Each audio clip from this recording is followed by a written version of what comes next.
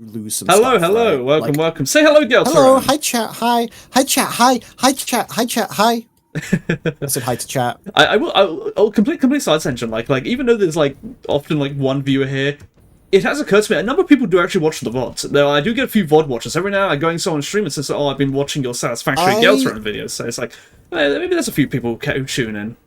There's also people who straight up be like, oh, you're the guy who plays with Sun. Like they spot me in other streams and they're like, oh yeah, that's me. Yeah, so it's like it's not completely people unknown. watch. But now I must remember what I was going to say. Watch. I was going to say something very important. Oh, okay. Yes. So I went to Asda. Food. I went to before food. I went to Asda. The other one was also kind of Oh. similar to Asda, really, but I went to Asda. And I don't know how like the supermarkets work where you live, but there's like there's like the food section and the not food section, the place where you buy like electronics and books and all that kind of random stuff. And I'm walking through there because I just like window shopping. I just like looking at stuff. And I see some like guy, looks like about 18 years old, kind of fat, looking like a bit of a greasy neckbeard kind of guy. And he's in the toy section.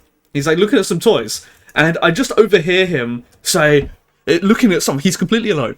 He's looking at something. He goes, "Chicken jockey!" And literally me. Oh my god, he's actually me. And in that moment, I'm like, what the hell? Like, okay, we found the rare weirdo in the wild. And I walk on, I continue my day. I didn't realize the significance. I thought this was just some crazy guy. I wasn't even fully aware of what he was saying. Oh, he doesn't. I go home and I go on Twitter for the first time of the day, and then I see all the memes, the chicken jockey memes. I see the videos. Like I'm like, Jesus Christ! Now I get it. It's not a weirdo. It's just people been watching the Minecraft movie. And I wanna before we start the food tangent, because we started on the Minecraft movie talk, I want to talk about it, right?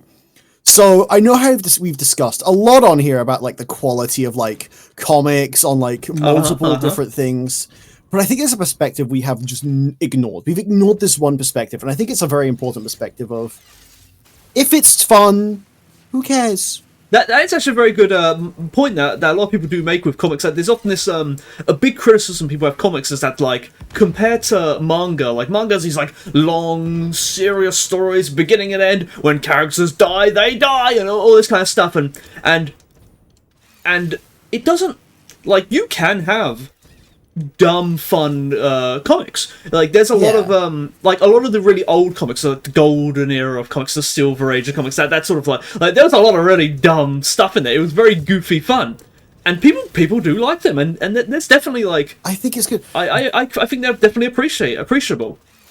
There's like a charm in like a piece of media that doesn't like need to be this like groundbreaking, new super serious story or anything. There's this whole ass like, with the Minecraft movie. The Minecraft movie is like terrible on like every level, but because it's just Jack Black being Jack Black, and that's just like good to watch. That's just good cinema by default. It's a good movie and it's a fun watch. That's why. I confess, I'm probably not gonna watch it. It's sort of like it's gonna take a lot for me to go. Like the only way I'm watching it is if like someone like is doing a movie watch along and they ping me. Like that's the only way I'm gonna tune into it. I'm going to go see it tomorrow. I am excited. I am so excited to go see it because like it's like, have you ever watched School of Rock, son? I think I did, but I can't remember too much about it. I remember like that Jack Black, he gets a job as like a school teacher, and he like makes them all rockers or something. I can't remember the proper plot of it though. Like I think it was like a really posh school or something. That's literally the plot. No, you're unironically that's basically on point, accurate plot. I do right? I remember liking it. I remember liking it. It's literally that, but in Minecraft. That's unironically what it is, and I am so excited to go see it. You don't understand. I guess I never considered that. Like I assume like Jack Black is just in there. But I don't know why he's in there, but maybe it's another Jack Black film. It's because he's getting typecast as Steve. That's why. Let me find the tweet real quick. Galter, you gotta explain what you mean here. What do you mean he's getting typecasted as Steve? That doesn't make any sense. I don't believe you. Okay. So Jack Black is an actor who gets typecast a lot. You know what typecast is, yeah, but right? as a musical guy, right?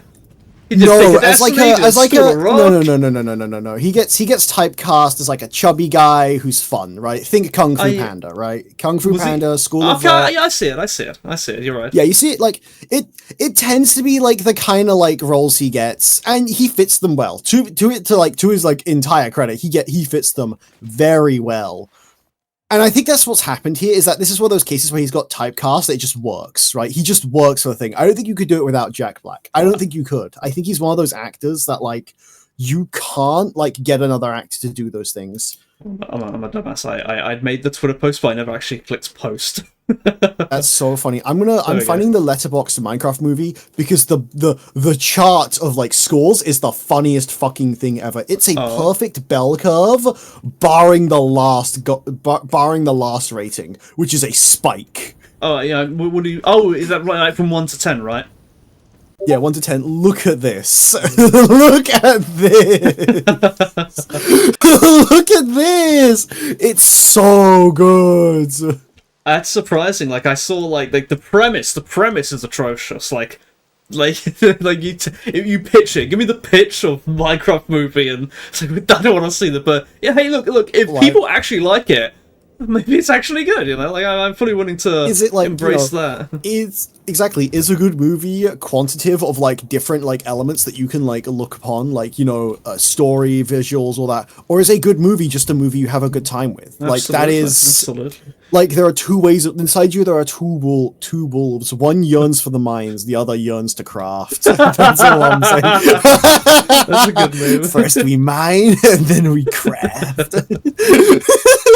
Well, where are you in the world, by the way? Where are you in the world? I'm still nearby the quartz area. That's where I am. Oh, you're miles away. I'm gonna start placing. I'm gonna find more rails to place. That's what I'm gonna do.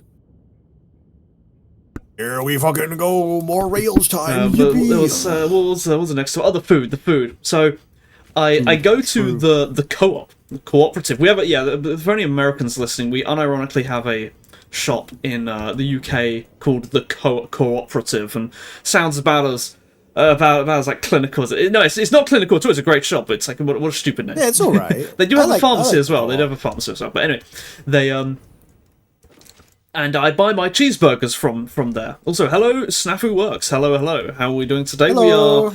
We're ranting about all manner of things while doing parkour in Satisfactory. That is the stream. It's pretty good. It's a pretty good stream. I like it. Hee hee. And anyway, so I buy my cheeseburgers from Co-op, and today I go there, and they've gone up. They've gone up in price by 30p. Stop buying Rustler's cheeseburgers. Yeah, well, you took the words right out of my mouth. Like a 30p rise in cost. Just I'm not paying that. I'm not paying that. Damn. All right. That's extortion. So my days of cheeseburgers are almost at an end. I can still get them cheaper at Asda. Although that's a much further walk. I think you should move away from the Rustler's cheeseburger. I think I should. I have actually said this. I've joked about this with the staff at the co-op because they know me as the cheeseburger guy. Like they know you at this point. Oh, it's actually over for you. You know, like I think like they've like you know, I go there and they're like, oh, I wonder what he's buying, and they see me walk to the cheeseburgers, and but no, and I would sometimes joke. I'd say, it's like, I'm just waiting until they go up in price. Once they go up in price, I'm not buying them again. And like, I'm not saying this like a mean way because I know that they're employees and stuff. But I'm saying it like in a positive way because I know that like they're unhealthy and it's like it'd be better if I didn't buy them. Found you on X. Oh, yeah. Hello, wonderful. Very rare to find people from on Twitter. X. Twitter. That's a rare. You made me say X. I feel dirty. I said X. I can't be caught by it. I know what this site really is. but Actually, yeah, so to be fair, they've gone from £1.60 to £1.90. It's too much. I'm not paying it. Much? Ooh. And get them that is too much. I can still get them for £1.20 at Asda though, so until they too go up in price, I will survive a little longer. Okay. He's gonna make it. I think he's gonna make it, chat. I think he'll survive. But it's time for me to begin the comics rant. Oh, of course, the comics rant is incoming. I'm ready for this. I'm cooked. It's been 2 weeks. I'm actually ready for this. I'm hyped for this now. And I might just rant to the viewer if you've already heard of this person. But does the name Jim Shooter mean anything to you? No. Good. That means I can Oh. the full rant. Okay, so Oh no, So- scary. the short of it. You god damn it! It's a robot. You almost had me. You almost had me. Be gone to the Shadow Realm. No, did they shill? There's a shill bot. Please tell me. No. I thought I had a viewer. Well, anyway, anyway. So the short of it, Jim Shooter was the editor in chief at Marvel Comics in the 80s. That's the short of it. But let me give this time. So he gets into comics as a kid at a young age, like 8 years old. He's reading these comics, and this is early days. This is like this is like the 50s and 60s. So imagine what comics looked like back then. And old. And yeah, kind of very crummy. simplistic. Yeah, pretty simplistic. They were there for fun. They were there for dumb fun for kids, really. At that point, they were not That's for. But this kid's like, a bright kid. adult He's a bit of a visionary. And he writes in, and you can still find this letter. This is like, it's published in one of the comic books. They have the write-ins, where fans write in their feedback and stuff. And he writes in, he says, these comics, you need to make them lose more. You should make the villains sometimes beat the heroes and give them personal struggles. And, because they weren't doing this, making generic super. So immediately he's coming in with these ideas of character development and actual compelling stories. I mean, I kind of like it when the villain wins sometimes. Yeah, I think that's exactly. cool. Like it makes the stakes more interesting. And well, not even that. I think one of the best superhero movies ever was a movie about the villain winning. Have you ever you've watched Megamind, right, son? I've watched part of Megamind. I watched it. You haven't. I watched part of it. I watched part of it. You cannot. This is not a fuck, I have forgot the to watch it all. I watched it in You some have to like watch it Discord all. BC. Like someone was watching it, and I saw like part of it. I didn't see the whole thing. You have to. I do. you have to watch I it should. all. I need to watch it. I need to watch it. I do fully agree. But anyway, good. he gets It's to genuinely the good. he gets to the like age of 12. He gets to the age of 12, and he thinks he wants to get into comics. So he starts like writing in like, as he's 12 years old. He's 12 years old, and he draws and writes like a comic, of like some characters, and he submits it to this, I think, DC. And they haven't got a clue how old he is, and they say, "Oh, this is great stuff. Send us more." And then like eventually they find out he's 12 years old, and it's like, "Oh, okay, put your mum on the line." And he becomes like a full-time writer for I think I can't remember what, I think DC or something. He's like 12 years old. So there's your background. This kid's a prodigy, Like he immediately. Like the youngest age, is like, you need to add character development. You need to make actually interesting stories. And then he goes on, and eventually he becomes an editor. Yeah. And then eventually becomes editor-in-chief. And then when he becomes editor-in-chief, that's when he really shines, because now he's got the power to start instilling these ideas. But before I get to that, there's something else. There was this thing from the 50s to the 80s. There was this thing in comics, this organizational trouble called the dreaded deadline doom, where the artists and writers, they've got this comic coming out, they need to publish this issue by whatever day of the month, and they don't meet their deadline. And when they don't meet their deadline, they've still got to print something, so they print an old issue with a new cover.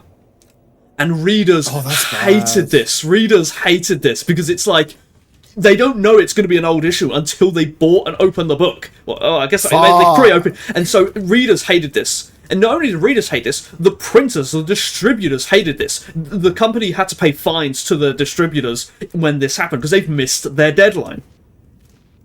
And this is, back in like the 60s, they're paying hundreds of thousands in late fees. And the scale of this was immense. It was, they were supposed to, every month, they were supposed to publish 45 titles. And 26 of them were late, almost every month. Really? They were falling apart. And the reason is because they started off small. It was just Stan Lee and whatever, and they didn't professionalize. This happens to a lot of companies. So they start off amateur, but then they get too big and they need to become a proper business. So in the interim of this Jim Shooter guy, he'd got a job in like advertising, marketing, in like other companies, like car companies and stuff, and he had learned business. He had learned how to run an actual business. And so he gets his job as editor-in-chief in here, and immediately he buttons everything up.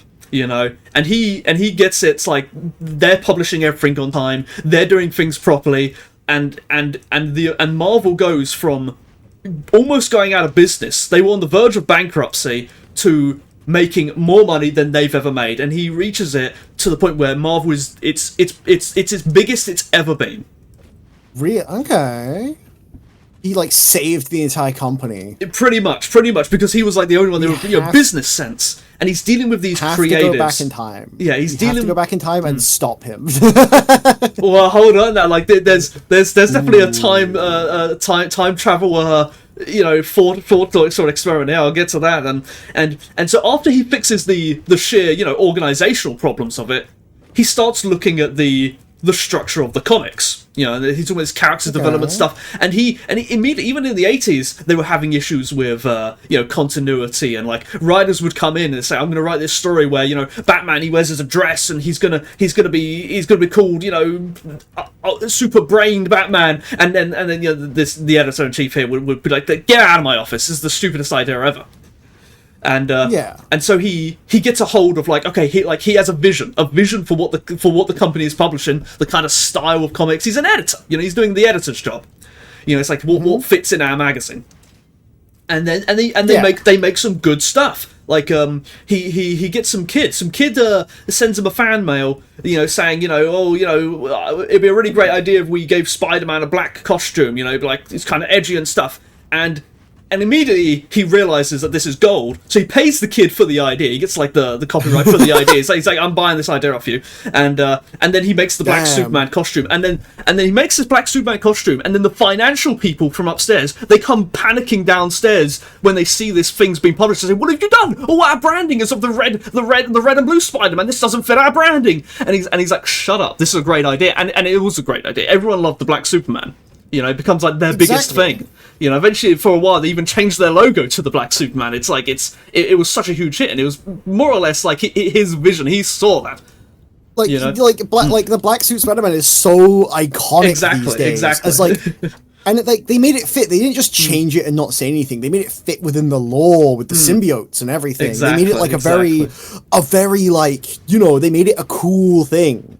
And so he starts not only is he pushing new and innovative ideas, but he's also controlling the existing continuity. And like characters like he's like, no, we're not doing these silly things anymore. We're gonna write continuous stories. If a character dies, they die. And Marvel makes more money than they've ever made. It becomes, and everyone loves the 80s era. And then at the height, I've heard a lot of good things about 80s comics. And it's pretty much like he's at the helm. He's at the helm here, this Jim Shooter guy. And then one day he has this bright idea. The company's making more money than they know what to do with. And he goes into the president's office, and he says he's got a really extreme idea. He starts talking about how at this point, these characters, Spider-Man and Thor and stuff they've been around for a long time. Captain America, he's fighting Nazis. You got Thor, he's like that's like the French Legion in some of their early stories. Like these are really they've been going on long, and the old stuff, the stuff from the early days, people don't like to look at because it's kind of embarrassing. Like you got these stories of like them, Spider-Man, he's like putting this whole city in chains and really goofy stuff, really Looney Tunes type stuff, and it doesn't fit with the current vibes. The audience doesn't like it, And he says, what we should do is we're going to organize a big event where all of the characters, all the titles are going to come to an end. We're going to think of endings for them, and they're going to come to an end, and then we're going to give all of them a good send off, and then we're going to launch new titles, all new works. We're going to get all our best artists and writers on it, and we're going to launch a whole new universe with different characters, and this is going to really freshen things up. And he got fired for that, I bet. No, I'll get to that. And the president, he's a bit anxious at the beginning. He says, no, it's a bit extreme. These characters, they make us so much money, we can't dub them. So you can see, he says, okay. Keep the old characters, but make a new universe to the side of it. We'll just have more characters, and they love that. And so he gets millions in funding for doing all this stuff, and they start working on brainstorming all these new characters they're gonna push, and they're gonna really take their business to new heights. 2 weeks later, again, a guy comes into his office, says, drop everything. The funding's been cut. You're not doing it. And he says, Really? What's going on? What's going on? They say, well, they're selling the company. The company's making more money than they knew what to do with it. They've decided they're selling. And so they're cutting. They need to reorganize the business into something they can sell. They can't have these loose ends and stuff. They need to restructure it so it's fashionable to sell. Wow. And so they drop everything, and so it doesn't happen. It doesn't happen. The project gets dropped, and then they sell the company, and it's all downhill from there. The new management comes in, and they've got gold in their eyes. They've seen, this Marvel's making this beautiful things. Let's just keep doing what we're doing. They don't experiment with anything new. They stifle any growth because they just want to cash it. They want to turn it into a cash cow, and they turn into a cash cow. And then they do. And then Jim Shooter leaves. He leaves. Mm-hmm. And of that's... course. I mean, of course he'd leave after that because he had his entire job was keeping Marvel fresh, right? And when you have people who come in that are like, okay, no more freshness, we are staying the same forever, bye bye. When he left. This was 1986. Ooh. Do you know how long it was until after that Marvel declared bankruptcy? They got bailed out by some people, but it was 5 years. It was 5 years. It took 5 years. I don't even think it took that long. Like that was the breaking point. But they collapsed. This cash cow this management just destroyed the whole thing. And then you reach the 90s. You reach the 90s. You know, it's everyone knows the 90s in comics.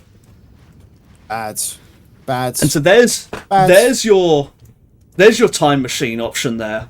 You could go back there. And if they hadn't made that decision, what could have been? Think of the continuity, these stories been going on for 80 years. They could have ended it in the 80s on a high note. They could have let these heroes rest. They could have started new heroes. We could have had so many more. It could have been so different. I get it. Holy shit. I'm just thinking damn, they really just my question is, okay, I got a big question. Who bailed out the company?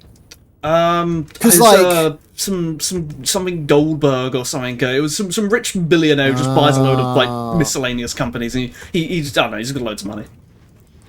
Oh, I see. Okay. Because I'm thinking, right? Who? Because bailing out. Usually, when a company gets bailed out, it's by the banks, and they're No, I think it was they got. I don't think bailed out. They got bought out or something. They bought out. All right. Okay. It was some big disasters, and they've since completely become huge now because of the movies, of course. Yeah, but they needed the movies. Yeah, before the movies, these Marvel superheroes and even DC and stuff, they were not movies. They were comic books. If the comic books weren't selling, they're done. Now, I don't think comics have sold anything in decades. But also, when you think of the movies, the Marvel Cinematic Universe is almost 20 years old at this point, right? For me personally, Iron Man, it's already it's too big. It's become convoluted, and the same with comics have It has, because if you think about it, the Iron Man movie that started the whole Avengers thing, that came out in what? 2008, 2006. Mm-hmm. I really like that film. I think I it's a good one. It's so good. It's great. It stands alone. I love the Iron Man trilogy, and I'm gonna call it a trilogy because anything after it is sucks. Once they really start incorporating it into the shared universe, I don't some other character shows up, who the hell is this guy? What movie do I have to watch to be clued in, and in what order? And you've got the same problem with the comics, and I think that is gonna actually kill it. That is gonna kill it. It is. But also because the other reason I hate it is because the visual effects got so much worse. They did. Not just on a quality level, but on an art style, specifically art style. No, I hate it. So Iron Man's entire appeal is that he is a guy in a robot suit, right? Exactly. He is in a robot suit, right? Exactly. His entire appeal he has limitations. He's like Batman in that sense. He's like Batman in that sense. He himself doesn't have any powers. It's the technology. It's the technology, right? And while the nanobots make sense, like lore-wise, and they make it like, yeah, of course, Tony Stark would invest it doesn't in make nanobots, it doesn't, right? you know, like you could go and write, you know, a story, you know, in Batman, you know, or whatever, lore-wise, but actually, and then this magic fairy comes down and makes him as powerful as Superman. It's like, sure, it's lore accurate perhaps, but it's like, this is a stupid story. Well, it's because nanobots make sense from like Tony Stark is always looking to innovate. Nanobots make sense because it means he can change his suit. It does make sense on the characters. The character would 100% like, you know. Oh, of course, but it's, from a story suit. writing point of view, it should never have been written. You know. I mean, even from a story writing view, like we were talking about Doctor Who. We were talking about like perspective. Doctor Who, like how like you know, it'd make perfect sense for the Doctor to not let the TARDIS out of his sight. If he had any sense, he would go back to it and do like time travel shenanigans to solve every problem. But it's like story-wise, should never do that. No. There's a reason why they don't do that. It's because the TARDIS doesn't like interacting where the TARDIS has already been. Yeah, but I mean, just like convenient things. Not messing with the timeline, but just convenient things. It's like, oh, this character here is across that chasm that we have to cross. Why don't we just teleport over there? You know, I've got this machine. Like, we'll just teleport over there. Like, no. There is a 100% in-law reason why the TARDIS doesn't just let them do that. Oh yeah, that's a writing reason as well. But it is like, okay, but it's a writing reason. It is, but I know it is a law reason as well. But like, it's still pretty reliable. The Doctor can use the TARDIS. You know, he does have control over it. No, he does often like he can't use it. Okay. He is shown to have like a tentative control but best like, over the TARDIS. Yeah, but right? there are so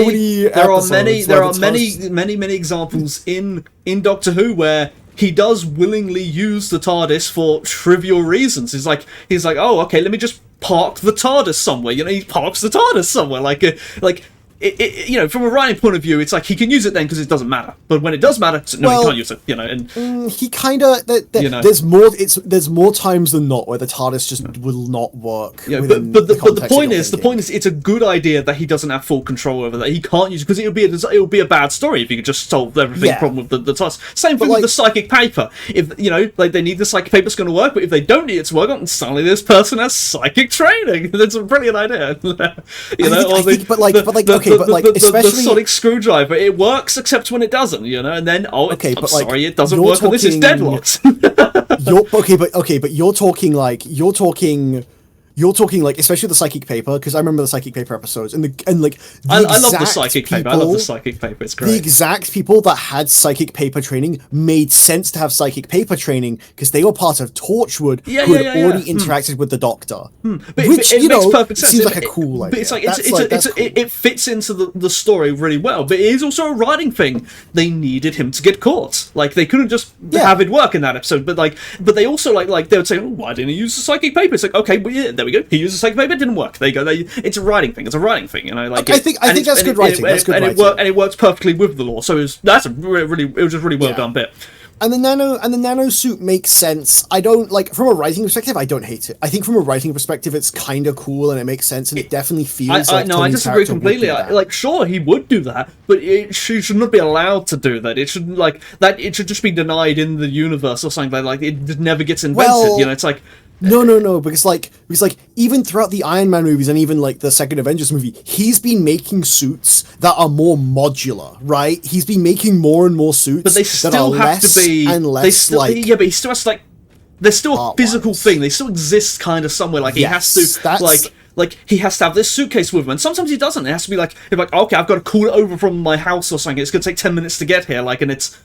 You know, I think that's a key part of it. And then there's also like the Hulkbuster, which replaces its parts on the fly by being sent down from space. But the nano suit makes sense as from his character, from story, completely fine. The issue with the nano suit is purely on the visual sign. That's the biggest issue with it, because you lose what makes Iron Man. That's what I'm saying. The sounds, the visuals, the animation, and even just the way it looks. The way it looks, like it was solid. There were moving parts, there were parts that didn't move. It was it felt really real. Whereas the nano suit felt it's like Spider-Man. You know? Well, yeah, exactly. It's more like Spider-Man. It's just kind of like that, you know.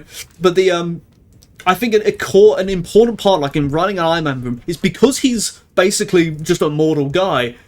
His vulnerability needs to be the fact that he's No not suit, yeah, super. no Like suit. that if Exactly. you like the way you defeat Iron Man is you take him away from his technology. If he doesn't have his technology, he's vulnerable.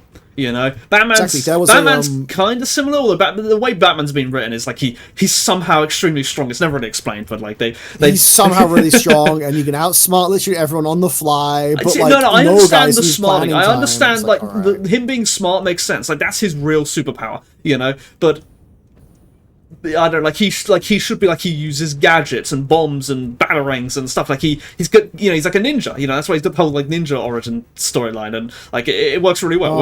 He does. You take him away does from work, that, true. like take the I don't know if they do this in the comics. I don't think they do, but in the movies where they have Bane, and immediately Bane nullifies his whole trickery part, where he's not falling for his smoke screens, he's not falling for like his flashbangs, he's immune to these basically because he's been what's the meme line they use? Initiated. It's like, and that's a real counter to that Batman. You know, where part of it's like, you know, he scares people, and it's like Bane ain't being scared. Yeah, Bane. Well, of course, Bane's not getting scared. If you've met Bane, he is simultaneously roided up on like super cocaine, the comics Bane, yeah, and he is strong enough that you can't actually just physically fight him. Yeah. That's like, so he's a real good counter for Batman in like both those senses. Yeah. Didn't he also like canonically defeat Batman by like breaking his back He's or like something? very like they remake that in the movies. Like, no, I shall break you. He breaks his back. Oh, And that's like I see. that's like a big thing. But what was I gonna say? There was anyway. So this Jim Shooter guy. So I watched like a video about this guy. Some guy interviewed him, and I learned about the story. I thought, wow, this guy's interesting. Like, is he still alive? I want to see like what he was on about, you know. And I find his blog. I go on his blog, and he's got like, it's kind of like an old blog, and he's got like some drop down things for like the things he's posted about, and he's got like one called the storytelling rants, the artwork inking rants, and he literally like he is literally me. You need to make a blog, son. I need to make a blog, and and not only that. Some of the things he's ranting about, they're actually exactly the same things I've ranted about, and even the style of ranting is kind of similar. He's like calling people idiots. He's actually me.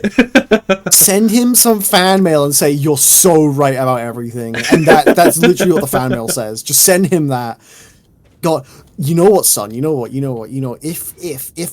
more importantly, when you get like, you know, when you become like a big VTuber, you should do an interview with him. I like he does do a lot. The problem is like the problem with like a lot of old people is they die. He's died. Like, good chance he'll die before I have a chance. But it's how things go. But anyway, like on one of them, like he made a rant that like I hadn't heard anyone else make before, even like other artists and stuff. It was the one about. Even you? No, this was a rant I had made. This is specifically. Okay. This is a rant that I hadn't heard from anyone else. I came to this of like my own accord, you know. And I've spoken to you about this rant before. How a lot of these artists, it's obvious that they want to do covers. They're not making comics. They want to make covers. So every page is just them making a cool pose, you know. And they're not thinking about the storytelling. They're not thinking about like the comic. They're like, I just want to draw cool covers. And then and this is like a problem with comics art, where it lacks like any kind of like movement and stuff, because they're just making cool poses.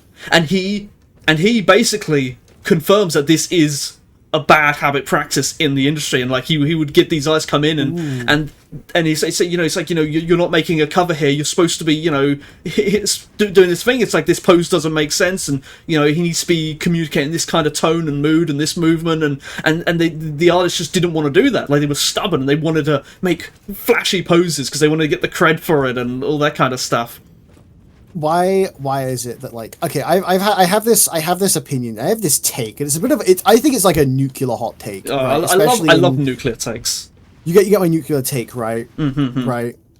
So my nuclear take here is that the rise of AI art generation is not because art is expensive and art costs too much and people don't want to pay artists. It's because artists are a pain in the ass to work with so many times, right? I mean, my god! The more I like look inside the comics industry, like the more I see it. The problem is with the creatives. Like that you like this Jim Shooter guy. He has actually a good quote for this. He has a good phrase for this. He calls them big. He calls them big guns that you can't aim.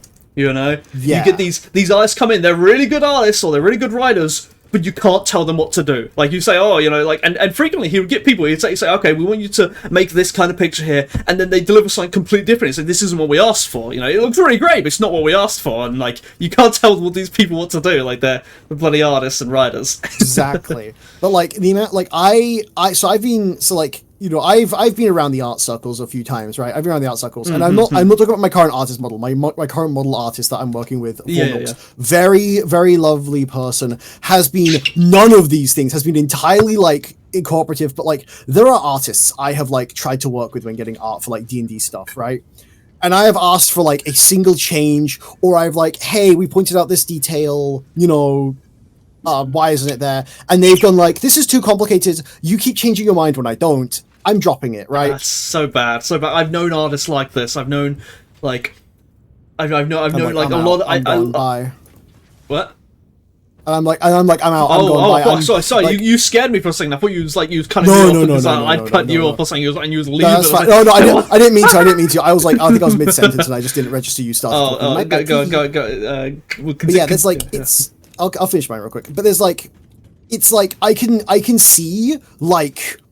Instead of having to deal with an artist, I can see why someone would just like turn to AI art and be like, all right, it's just easier for me to gen. I can see that. And I hate that I can see that because I think AI art sucks. And I think like artists should at least be like credited on the skill they have. But holy shit, it's so difficult to commission artists at times because you'll see like countless call out posts on Twitter of like, this person was a little unprofessional when like commissioning me, or this person asked for one too many changes, blacklist them. The artist who, like, one thing I never understand is like you'll see an artist vague post about their clients on Twitter. It's like, dude, do you not think the client's going to immediately know who they're talking about? Like, it's obvious. Exactly. It's like, oh, brother.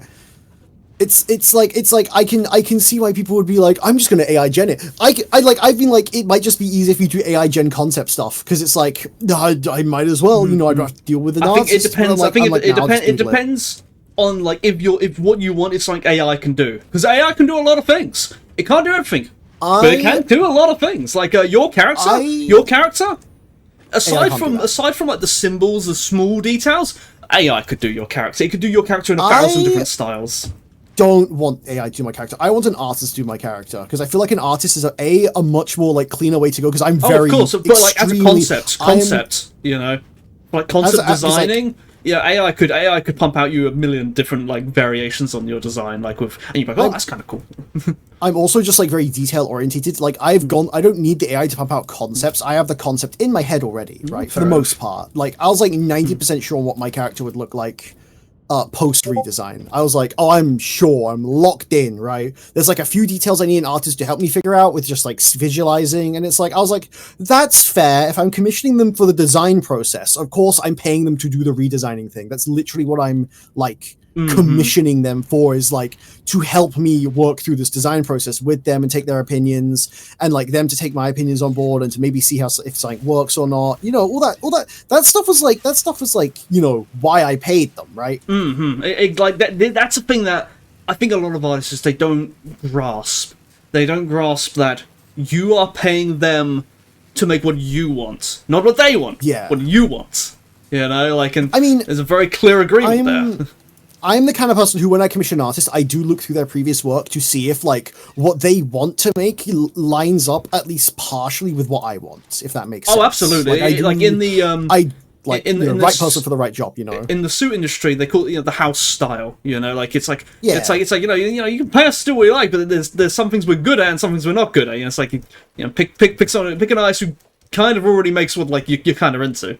Yeah, I can't find like a painterly style artist and be like, hey, can you give me this like, you know, anime style like, you know, miniature like storyboard. Exactly. They'll try, but like they're not gonna get it. Yeah. They're not gonna get it. You know, they can try. They might do a good job, but like it's gonna be easier if I just like commission the kind of person who does that. But yeah, that's like, and like I just think like the rise of AI art has been because like it's not just because of like the price, but because artists are like a pain in the ass to deal with. And I saw this tweet AI art tools were sent by God to punish artists for being annoying. I think I've seen that. I love that. So true, so true. I hate it, but it's so true. The I don't want to agree with this. one thing also is that, like, even if you've got the money, it's just hard to commission artists. They're like the supply and demand is almost always heavily skewed in favor of the artist. You know, like 9 times out of 10, you ask an artist if they're open, they say, "Sorry, pal, I'm booked for like forever." You know, like you want to get a queue, it's like 2-year queue. You know, it's like you just can't get a hold of artists. So it's like it's very tough. And even if you get in the queue, sometimes they'll just like disappear for months on end, and it's like, okay, what's happening here? What's going on? Mm-hmm. Right? Like, and then with like very little communication, and when you ask, they're like, "Oops, tiki, I had X going on." I'm like, okay, cool. And you can't complain to them. You can't complain to them about that. You can't do that because if you complain to them, they'll just drop you. They'll be like, "You're being kind of rude here." Like you're being kind of unprofessional after they like didn't do anything for months. There's an artist who I know who I'm not friends with, but I follow who every now and then he posts his opening commissions, and it has like a little bullet point list of like the terms of service, and every time I see this, I hate to look at it because he on his terms of service that he posts this, first of all his prices are really high, so he's got kind of a lot of demand. And he has like, be patient. I'll do them in whatever order I like. And it's like don't ask for too many changes, and like don't be a dick, and no refunds. Like it's like just these demands and like this really rude manner. Like one of those I can at least understand, the too many changes thing. If you are paying an artist and you've sent them like a design document and they start work on it and they've done a lot of work on it and you ask for a ton of changes, right? Then of course they're going to be, and you keep asking for changes. There's an easy solution to this. You have there's a very common strategy is the first few changes are free. If you go over this many revisions, it costs money.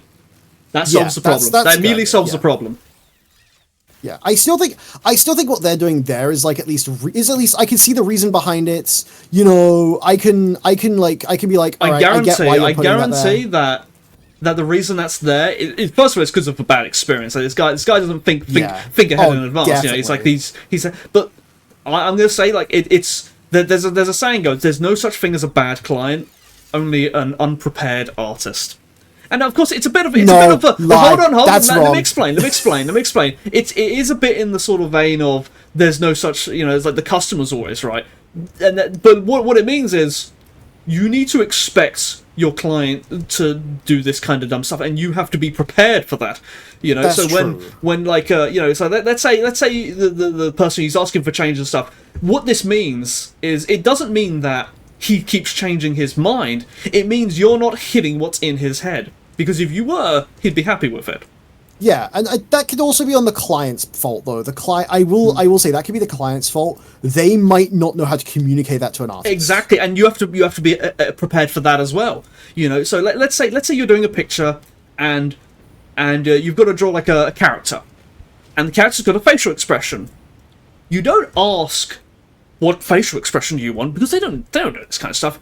You ask them what's the mood. You ask them, what are they feeling? What's the story here? And then you make an expression that fits that. They're like, oh, this is great. And that's like, and so you have to get to what's inside their head, what's inside their heart. That's what you need. The heart. The heart. It's over. The heart. But like when I was, it's like, because I'm working with like 4 Milks on the character design thing, we're going through a lot of revisions. But like that's expected because we are designing, right? There's going to be revisions. Absolutely. Like, that too. Yeah. I've done a few designing, and it's a different process. Like with designing, exactly, you don't have the reference there. You've got to make something new, and it's all communications of vibes and experiments and stuff. luckily for 4 Milks, we're like the design is based off my current design. There is a base to work off of, and it's actually helped us, right? And also I'm putting in some work on the design process as well. She'll send me like some stuff she's done, and I'll take it into my art program, and I'll like tweak some colors. I'll like draw where I think something is actually meant to go. I'll like point out things I like, things I don't like. You know, I'll do all that, and like we'll go back and forth with that, and that's like expected because it's the design process, right? But I think there's one part that's really funny. We were doing the color of the cloak, right? We're doing because I like my robes, as you can see my design on the little stick man I've got. That sticking, that design of like the mantle over the top of like a robes that's like a hood and like goes over my entire body. A big stick up the ass. That's still like if my like the new design before I take the hood off will look exactly the same as the old design, almost, right? Almost exactly the same, right? It's very similar, right? Oh, I broke something and now my game's lagging. Whoops, my bad. The rocks. Yeah, I broke the rocks. I was watching Digby. I was watching Digby earlier, and he had the exact same problem. So it's not your computer, it's the game. It's the game that's like, and this has only been a thing since 1.0. Like, I played the game a lot before 1.0, and it didn't happen. So I've hit 1 FPS, son. It'll cool down eventually. Oh, I blew up one rock and it just like my PC just decided to go like. Anyway, oh yeah. Also, hold on. Side like sort of tangent interrupts and stuff. I got side tangented. No, it's over. I'm experiencing secondhand lag from you. yeah. Give it a second. I can't help this one. This is out of my power. The game is actually built like shit. Not working because of the lag. Right. Well, while we wait, I'm gonna finish my sentence. Right, then. Actually, no. Let me do an intro. Let me do an intro. It's very no. Let me do my thing. Okay. I had the talking stick. No, it got stolen off me. I can't believe this. A lot of artists don't like it when clients draw on their art. I personally love it when I just teleported a million miles away now. I personally love it when clients draw over it because it tells me exactly what they want, like visually, like you know when I say it's like you know it's like oh can you draw like the moon in the corner? It's like where do you want the moon? Like left corner, and he draws where he wants the moon. It's like, okay, there we go. So I'll tell you the story. So we were doing the color of the cloak. We were trying to determine the color of the cloak, right?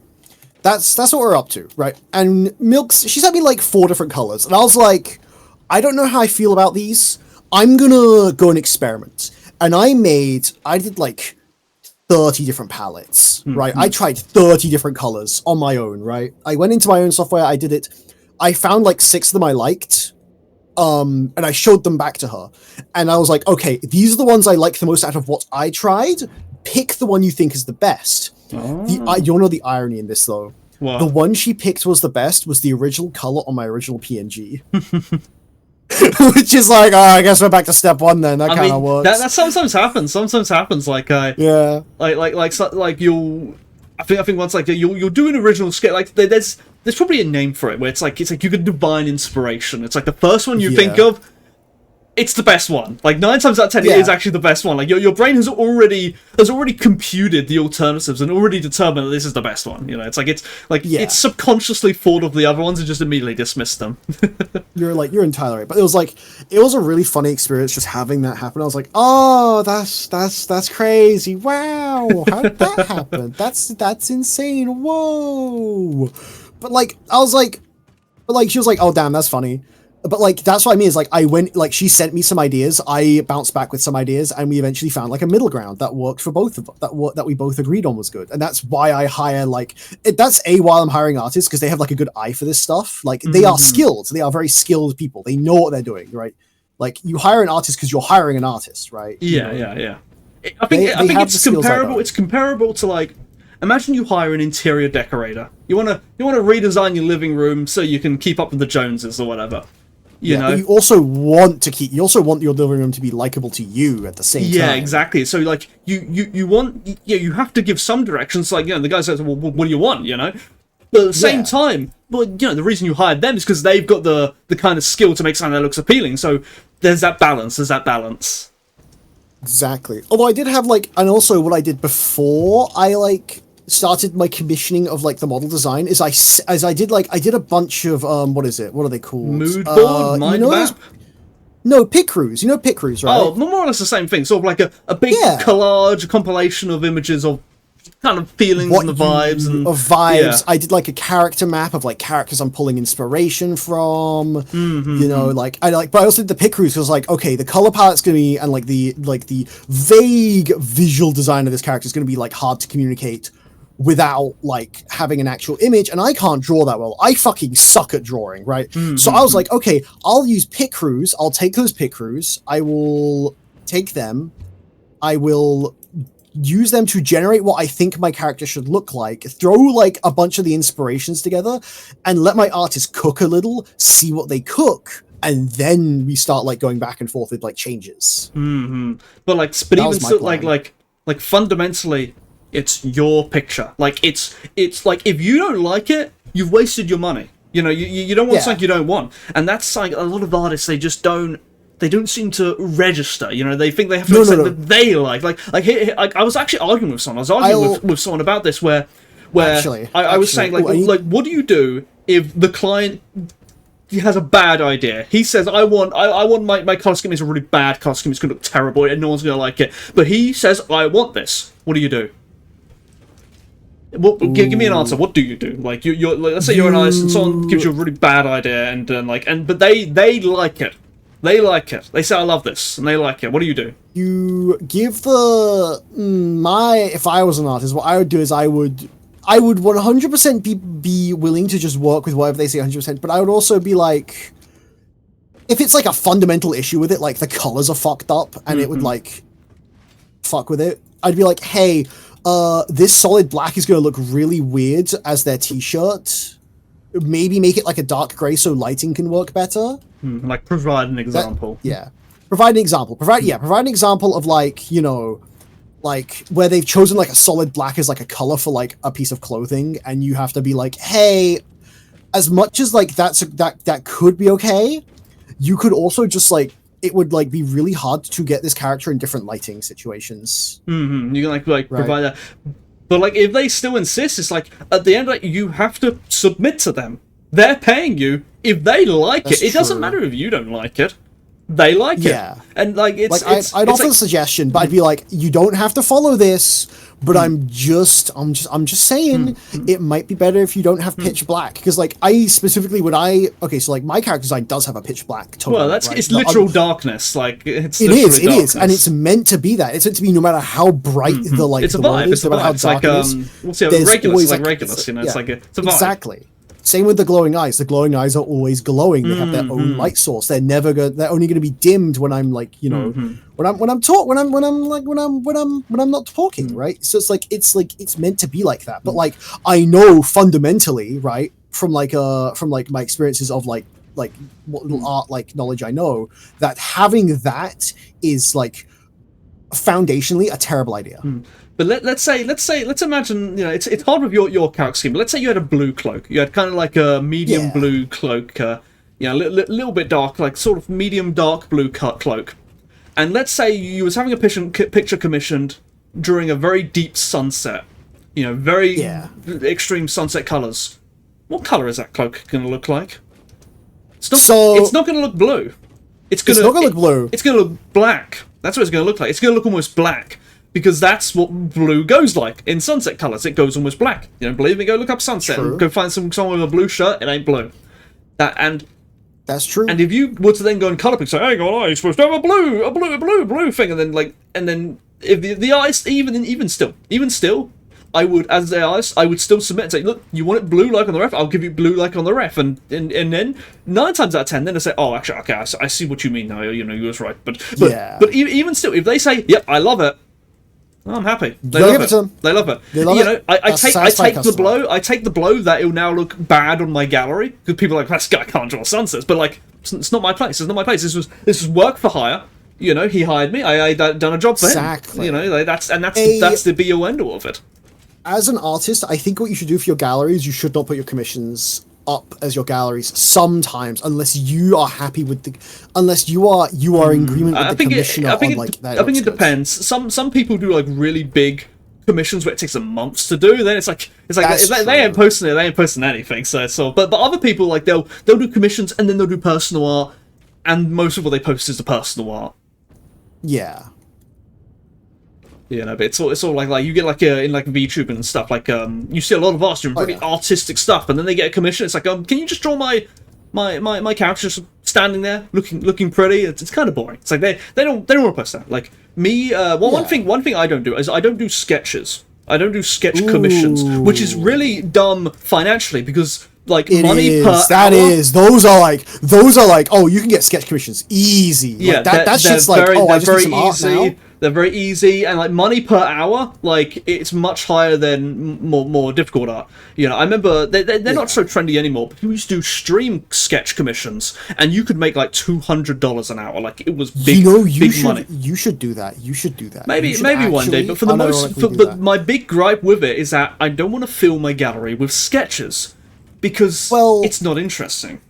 you have a decent gallery already. I've seen your gallery. You could just use your current gallery and just have the sketch commissions be done on stream because it was done live. It was done under time limit. I must interrupt.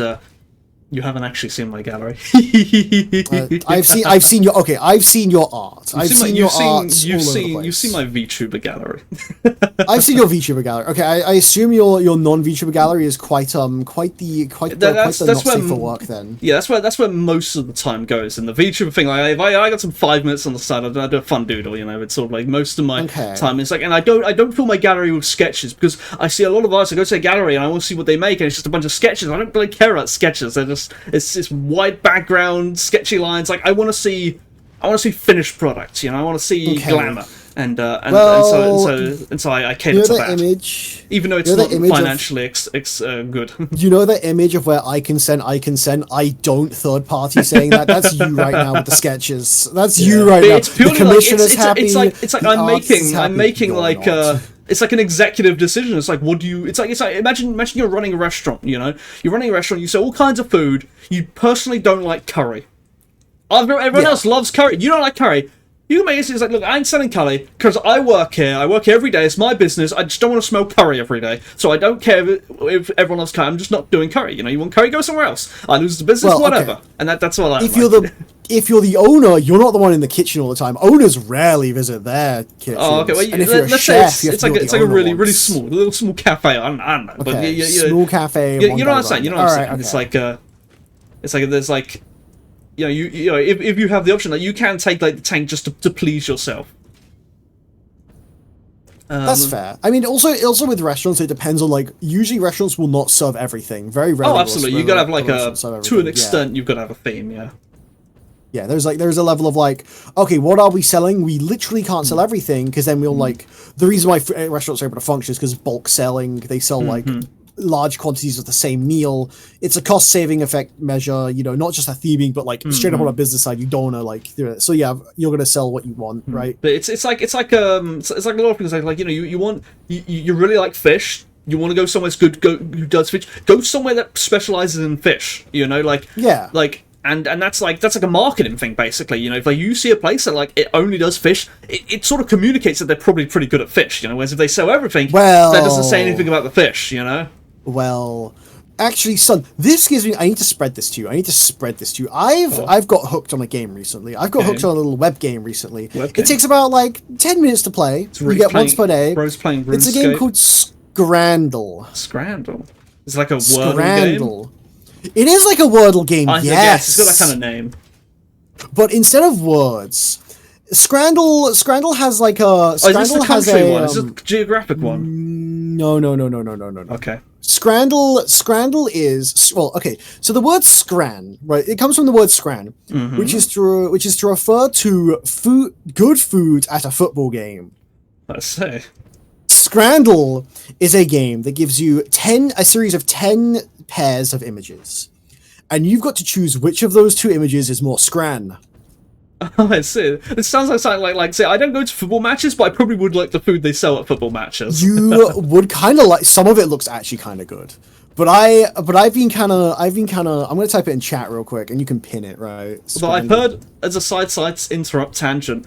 I've heard like a funny quote someone made once where it's like the hot dogs it's like the hot dogs they sell at the Super Bowl only taste good at the Super Bowl. That's true. If you take that home, it doesn't taste good. Let's have a gander. You have a gander at it. Jesus Christ! It does open in like a website though. So like, oh, okay, it does have graphics. Okay, I got like a thing for where it didn't have any graphics initially, but that was kind of fun. But no, it does have graphics. Oh, I see. It's kind of good. I guess. Yeah, it's the bread. It's the bread and the sausage on this. Yeah, you see. I see exactly. I I see exactly what this game is about. Like, I love this kind of feel. I'm winning every guess like instantly. Like it's. Oh, he's actually a scran head. Holy because shit! you know, There's you, one do, you might do you not know get. do you know why I'm winning? Do you know why I'm winning? I'm just Why? picking what food I would eat.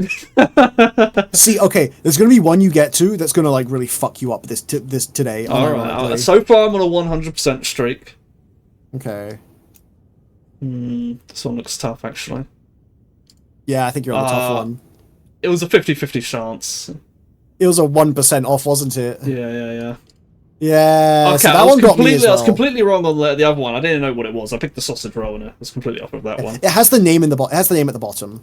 It doesn't help because And I at the don't top, have a clue what half these things are. At the top, it has the country of origin. That also doesn't help me. And the price. And there's also a price there as well. I know nothing about food. Really? Okay. Okay, I've completely jinxed mine. This one's tricking me. It's actually at a football match.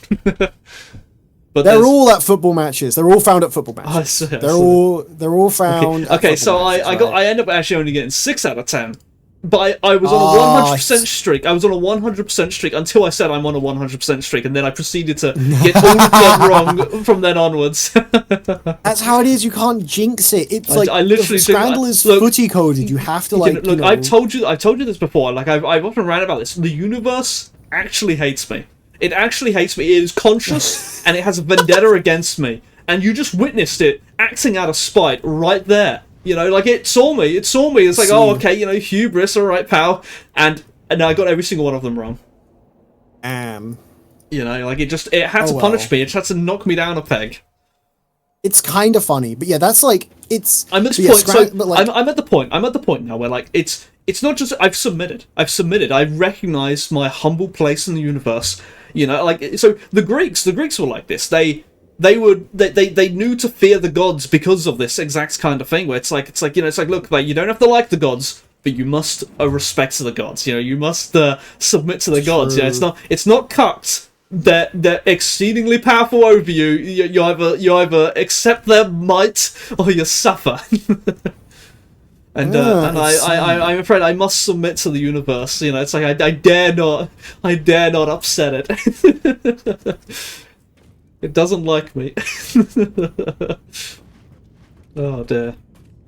Yeah, that's like that's what I want to show you. I want to show you Scrandle because I thought you might, because like Scrandle is not just a game based on what you think is nice, right? Scrandle is a game that takes specifically people who look at Scran and rate Scran, and you've got to guess their rating. It's like abstracted a little bit. It's kind of cool. It's like you've got to like there's like certain things that like they just appeal to me. Like I like load of random sauces that look fancy. It's like I know what that is. Like give me like sausage in bread and make the bread look really pale and like dump it in barbecue sauce. Dump it in barbecue sauce. Yes. The chips like they can't look fancy. They've just got to be just chips. You know, like.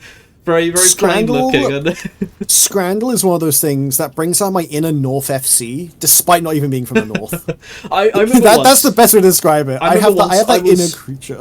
I was out like in another town somewhere. It was a town I hadn't been to, and it starts absolutely pouring with rain, and it was also kind of dark. It was that time of the year, and I couldn't see where the hell I was. It was like because I didn't know where I was anyway, so it was hard to like. I was like, "What the hell?" So I just walk in the first building I see just to get away from it. Turns out it's a Waitrose. It's a Waitrose, and I didn't even know it was a Waitrose at the time because I couldn't even see the sign. It was just a building as get in this doorway, and it was a Waitrose. And I go to the cafe there, and I order burger and chips.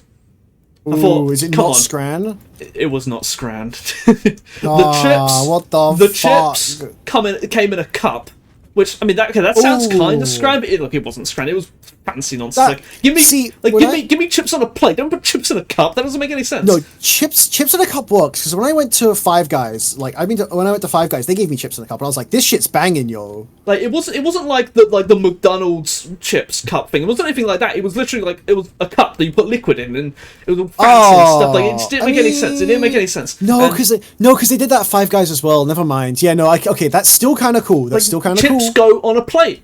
They don't go No. or they go in like a paper, or they go in like some kind of low box. Like, you don't put them in a long vertical cup. This is What is a long vertical cup if not a box? chips in a cup. I'm gonna look for chips in a cup.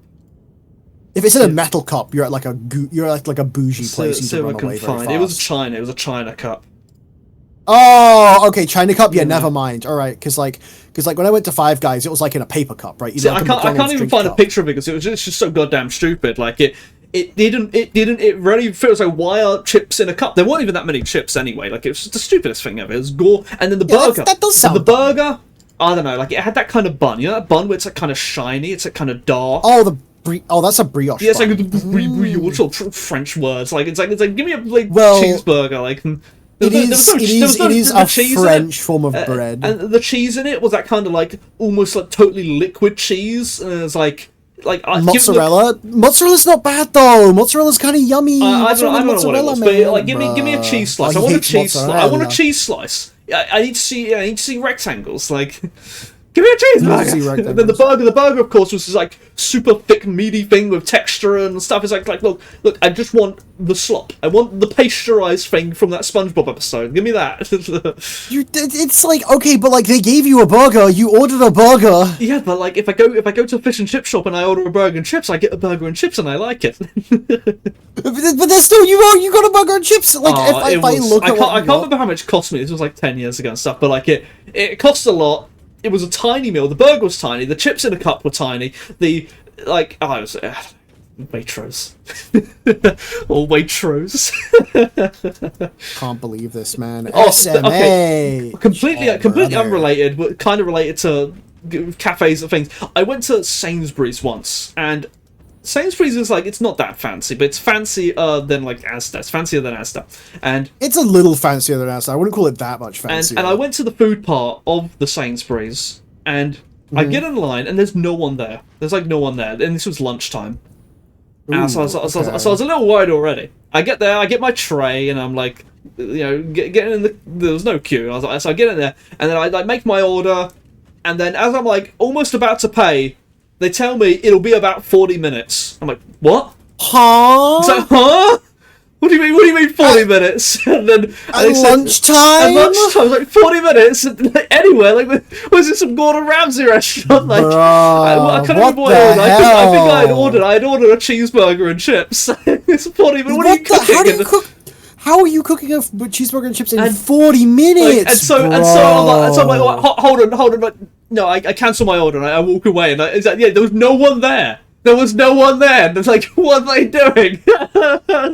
That's fucked up, dude. What the frick? Like, I don't even have to wait 40 minutes, and I can go into like a absolutely packed McDonald's, and it'll take like 30 minutes. No, 30 minutes? Okay, packed 30 McDonald's. minutes Okay, because you gotta wait. But there was no queue. There was no one there. Like, did they turn the ovens off or something? Like, they're gonna wire them up? Like, well, this was like between like 12 and 1. This was a lunchtime on a weekday. Like, there was, what are they doing? So the also another food story. The Asda food place where I live. It used to be really good. I'd go there, order food. It was like a cafe, just no problems whatsoever. Then one day they like changed management, and the guy who was like the star who worked there, the guy who ran the place, he was gone. I don't know where he went. He was gone. And they got in like someone else. That's a bad sign. Immediately they start changing things. So the way it works initially, it was kind of like that sort of buffet type thing where you go there and they've got like the trays and you get the scoopers and you put stuff on your tray and then you go and pay. Yeah. And that worked fine for years. For years, that worked fine. So you go there, okay, I want some sausages, I want some beans, I want some chips, and you pop one on your plate, and then you go and pay. Simple. They put a glass divider there, so you could only see the things. You couldn't touch them, and so you had to ask someone to get them. And then you're like, oh, can I have a bit more? Not that much, and they had to do it for you, and it's a bit clumsy. But it still works. It still works. And, I was like, okay, whatever.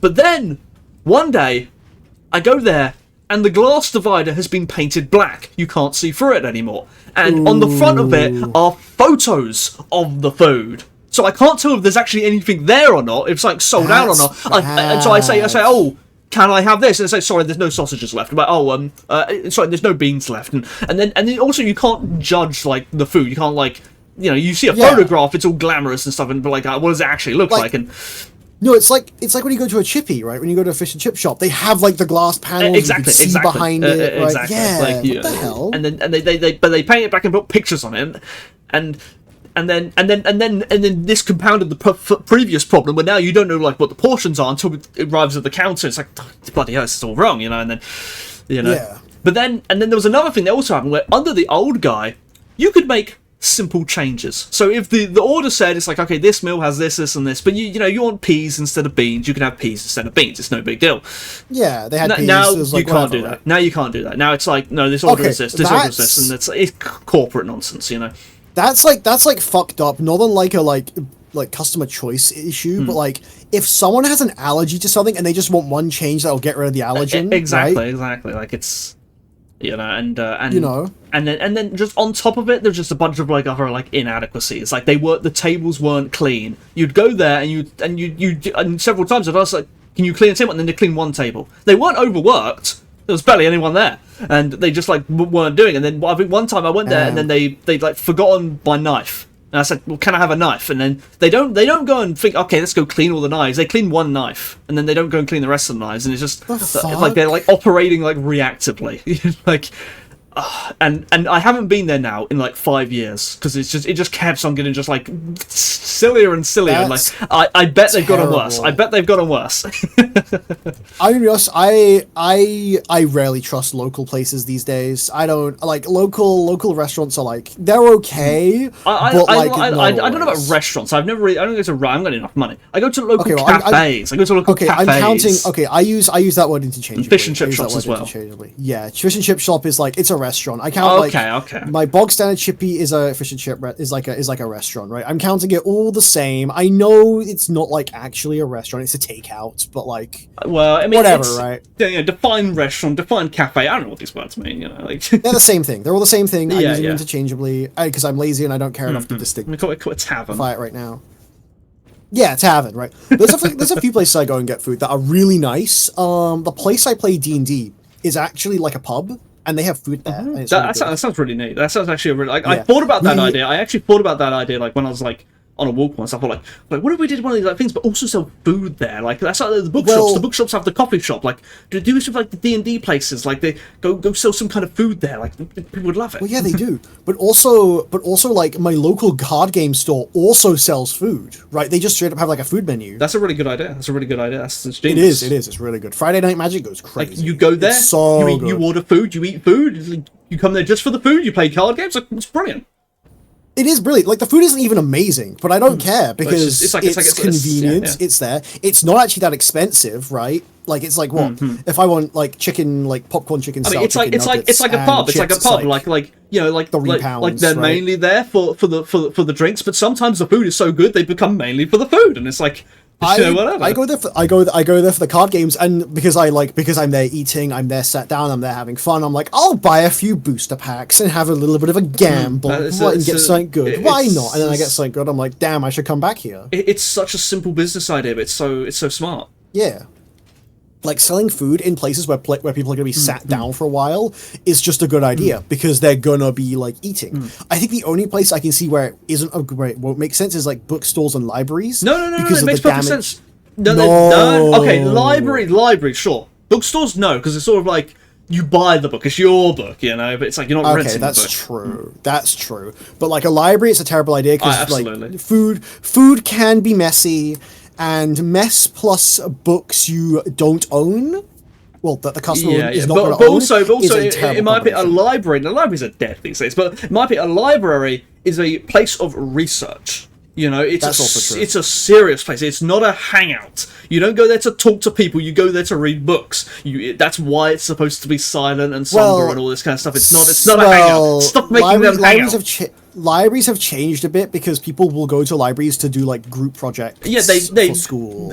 I don't know. You can do it in a coffee shop. I don't know. It becomes a hangout because you also need to research the things at the same time, and the books are right there, and the library has tables, and the cafe to buy drinks for. But the library's free. These days, like people they're not even going there for the books anymore, unless you're doing like some antiquarian stuff where you need like some old manuscripts, which no one does. I'm going to my local library to print shit off. I'm bringing in a USB. I'm printing stuff off. That's what people go there to like watch porn on the computers. Like Damn, that's crazy. What the hell, son? You can't be jorking it in the library. That's what the hobos do. What the freak? Give me like 2 seconds. They go turn on my light. It's dark in my room. Fair enough.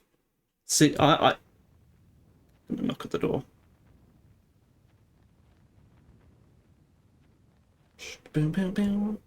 Okay, I'm back. Hello, son. Hello, Mr. Sun. Hello, Mr. Sun. Oh, I gotta knock at the door. Oh, you should go and kill them. I should. You could just ignore. You could just pretend you're not home. I think it's the TV license, people. Oh, have you paid your TV license? Of course not. You even have a TV? No. Oh, then yeah, be like, we don't have a TV, Yeah, and they gotta go. Okay. Even still, they don't believe you. Well, like, do you pay your TV license? Do you watch TV? No. Do you have a TV license? No. Have you got the letters? We haven't got the. No, we don't get the letters because we cancelled ours. We like directly cancelled ours. We like we don't watch TV. Maybe I should do. And that. they can't like, and like because we genuinely don't watch TV. It just doesn't matter at that point. Yeah, like I feel like it's going to be like in our lifetime, in the next 10, maybe 20 years, they're just going to like, it's going to be a subject in Parliament one day. They can say like, let's drop this TV license nonsense. Like no one's, it's an embarrassment, like no, it's not making any money. There's some people that use it, but at this point, yeah, I think it's downhill, especially with streaming services. Because like, I think it'll come as an economic decision. Once it costs more money to enforce the TV license than they'll drop it instantly. I'm gonna be honest, it's probably at that point already. It's only the old people who are paying it. Like young people, that's true. They're not paying it. They're not paying, even if they're watching TV. They're not paying it. Because like over half of like people that are like millennial and above are watching TV still. Yeah. But it's like, yeah, okay, they do have a slight majority, but like when it comes to Zoomers, streaming services and like online content like YouTube and TikTok, it's like they're not first and second. It's like TV is even TV is like trying to fight for third place. It's become like radio. Like they're not. They're not listening to the radio. Like every now and then I'll go to like a cafe or something, and they'll have the radio. It's like, who the hell's listening to this? Like it's clearly like it's designed only for very old people. My dad listens to the radio, but he's like 50, so maybe he is old. The only thing it's good for, and even then I'd argue it's probably not that good for, is I'll go there I'll go to a cafe at like 8 AM or stuff, and they'll have like a little bit where they're talking about the blockages on the motorways. It's like, there's been an accident on the motorway, this line is cut up, expect traffic here. Like, that's all it's good for, because it's clearly targeted towards people like, driving. Yeah, that's why radio, I think, is gonna last longer than like standard television, because you can't use standard television or anything on like the thing. But the radio, you could use the radio while you're on like while you're in the car, like because you can use the radio, and the radio is also a source of information. You can get your news, you can get your like your traffic updates. You get it all in one place while driving, while you're already doing something that you can't watch things from. It has like a permanent place in the world, counterpoint, right? You can just like put your mobile phone and load up some Twitch stream and just listen to that. No, because you don't get the news about the motorways or what's been happening recently from the Twitch stream. It's probably on an app. You probably got your navigation app. It probably has like a ping on the app, like, oh, this is it's probably organized. I guarantee it. Like it's. You're not allowed. No. You're not allowed to look at the navigation app. Like most people don't use navigation apps if they're like going somewhere they already know where to go. I guess so. Maybe you're right. Because it's just easier just to drive there, and so you put the radio on, and you're like, okay, the radio. The issue with the radio is the radio has shit music, like a universal shit really music. Bad. And they cut it off. They cut it off, but you don't even get the full song. You get like they get like halfway through the song, and they like cuts off. It's like you're listening to WWF, hit new tracks. It's like, dude, shut up. Let me hear the song. Like I don't care. The commentary. Exactly. The song is bad, but then they like interrupt it as well. You're right. Yeah. And then the radio. And then like they have the talk show bit, and the talk show bit is terrible. Like the talk shows are always terrible on the radio. It's like it is entirely like boomer aimed. Like it's aimed entirely at boomers. Straight up. The one where in my area they have this little quiz segment, and I suspect they have this everywhere. They have this little quiz segment where I know we didn't even do this hard drive here in this. I'll pick that up. Anyway, they have this like quiz section where it's like you know, they'll give a word, they'll describe something, and you got to name what it is. It's like a black and white four-legged creature, you know, and I say, oh, zebra, and you know, and then they do it really quickly, and you got to get through as many as possible, and you get more money if you do. Or no, you get money if you get over a certain amount, and then conveniently, everyone who participates in this is always one short of the big prize money. Like, it's fake. It's fake. That's why they're not real contestants. And then what they do is like you listen to this, and they're always suspiciously easy. Like I listen, I'm like I could do this. I could do better. This is like because it's not real. Like they've got like fake people do it. And yeah, it's like only boomers are falling for this. Oh, it's terrible. It's terrible. So grim. You know, like I said, at least I can see a reason for the radio. I can see like a reason why it should exist, even if it doesn't make money. It has like a reason to exist as a non-internet folk. Because the other thing is like radio can work when the internet doesn't. Right? That's the other thing, right? Yeah, it's simpler. It's simpler. Like you don't need much to do a radio like versus TV. It's because radio towers are just better than mobile phone cell towers. It's a really simple technology. It's like there used to be a radio license before even TV license, and I mean there are still kind of radio. Like you do have to have like there was like the regulation and stuff, but like it was invented in a time when radio technology was difficult and complicated, and then almost immediately it became not complicated at all when they realized that like they can't police this at all. You can't like. You couldn't like stop someone from making a radio. It became far too. The technology was too easy. Exactly. But also, yeah. I don't know what else is that. Hello, son. Have you been standing here? Have you been standing here all day? No. Have you? No. Have you done anything today? I've done something. I have done something today. Actually. What did you do? Oh, I have. I actually connected this train line up. It took me a little while because it's kind of long. This train line actually leads somewhere. Oh, you made this intersection today? No, not the intersection, but this line that leads this way. So you made all this today? Set up today. Yeah. I haven't done anything today. I also cleared the area, grabbed a bunch of slugs, hold on, look at this. What's this rock here? What's this rock here? Sloops. I don't like this rock. That's just a rock. Look, watch this. Wait, fuck, why is it still there? That rock's invincible. No, I'm pretty sure you can get rid of that rock. I'm pretty sure. Not that one. Not that one. Oh, did you also try? I've tried. I did make an attempt. But yeah, no, I cleared this area of trees and such, and I like mapped out the next train path. That's what I did. Nice. What was he say? Oh, I've got more comic strands for you. More comics? Oh my god, this one's more constructive. This one's more constructive. So I went to the bookstore.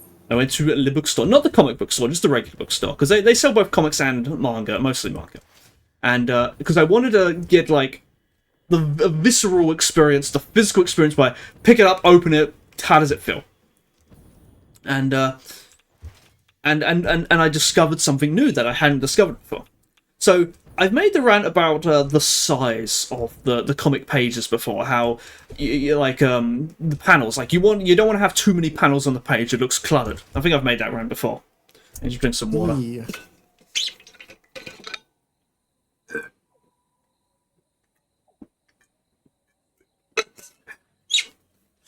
But you see, in like you want to have like somewhere around like a 2x3 grid, you know. So it's like 6 panels, you know, 2 columns, 3 rows. Like that's like something approximating that. That's like the ideal. That's the form. That's like the platonic form of a good comic page. You know, if you have too many rows, if you have like 4 or 5 rows, it's too messy. The panel's going to be really small and it's going to look cluttered. You know, and the same thing for like the columns. It's too many. And vice versa. If you have like 1 panel per page, it's not even a comic anymore. It's just a splash page. You know, so you got a 2x3. That's like optimal. And of course, you deviate from this to make it more interesting. And this thinking was purely from an aesthetic point of view. Purely like it looks cluttered if there's too many panels. But one thing I never considered is how this is reflected when printed. Now, you're pretty limited on the size you print a comic. You don't really get to choose that. Comics are printed around A4 size. Manga's printed in its Shonen Jump magazine, it's also printed at A4 size. But here in the West, when we get the Tankoban things, they're at B5. Yeah. A little bit smaller. Yeah, they're like it's a standardized print size. Yeah, you know, makes sense. You know, you should definitely be like preparing for that as a comic artist. Exactly, and you know what? They're not. They're not. Of course, they're not. Now, even at the A4 size, it's it's kind of big, and I would argue that they are generally cluttered, but it's A4. They have considered that it is at this size. A4 is like not a terrible size. I don't see an issue with A4. I don't see an issue with it. I do see it with floppies because it's a bit unwieldy for a floppy. If you make it thicker, if you make it like it's got like 100 pages and stuff, it doesn't flop quite as much. So it's all a balance between that, like you don't want it to be floppy. If you're just going to say it's floppy, then you've failed. It's got to feel like a book. It's got to feel like a book. That's I think the flop. Actually, no. Hang on. When I think of a comic, I think of a floppy comic. I also think of a floppy. I also think of a floppy, but floppy is unpleasant to hold. I've now held a few floppies and they're not fun. Like I've held a few. They're not great, but like I'm gonna be honest. It is a bit of a nitpick. I will say it is a nitpick. I think it's a nitpick, and I think it's like relative. I think it's fine. I think it's all right. But I think that the manga experience, simply because they're thicker, it's much more pleasant. It's much more pleasant. Like it just feels more robust in the hand. It doesn't feel floppy.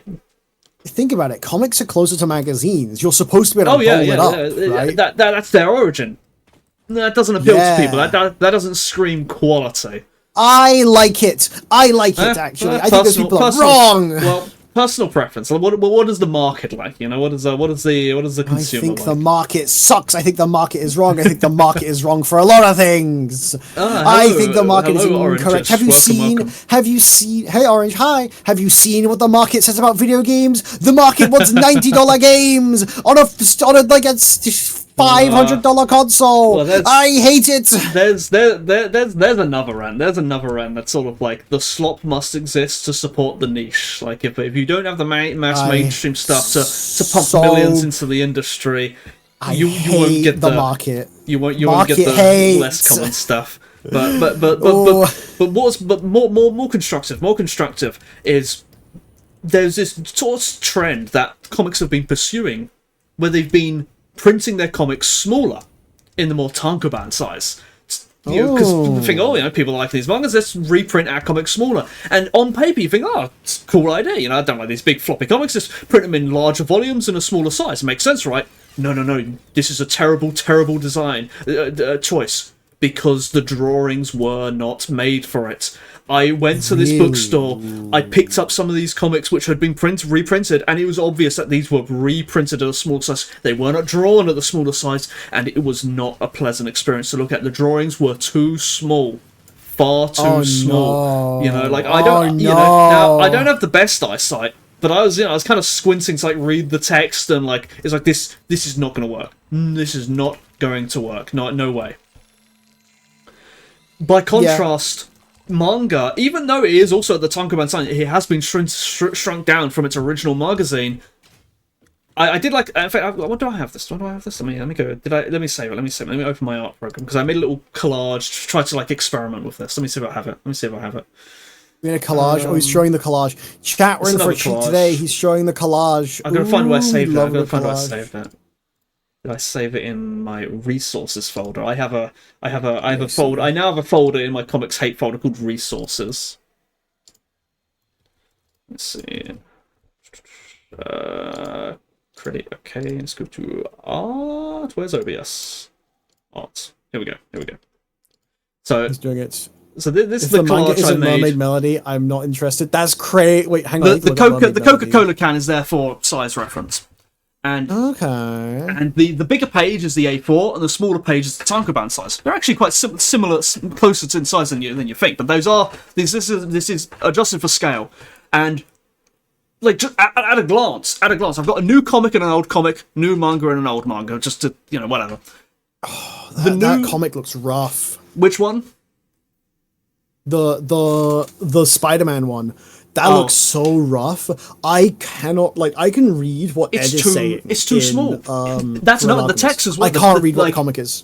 It's too small. And then there's the paneling thing. Look, there's 1, 2, 3, 4. There's 4 rows of panels. It's too much. It's too much. I can't. It is too much. You're right. I can't like it's and this is the original size. I'm trying to imagine this Coca-Cola can. It's like even at the full size, it's like it's a bit small. Like in my brain can't. It's not easy for my brain to just take it in. With the manga, it always is easy. So I went to this bookstore. And they had the manga section, and then a little while off there, the comics section. And I just sort of kept walking back and forth, picking up random books, opening them, looking at random pages, and just take the experience. What's the immediate experience of these comics I've never read, manga I've never read, don't know what it's about. Open it, look at the page, and I get it. I get it. The manga, I'm instantly taken in because of the size. The size, it's like it's easy on the eyes. It's easy on the eyes. The comics are not easy on the eyes. I'm like, it takes me like half a second because the details are small and I can't immediately take it in.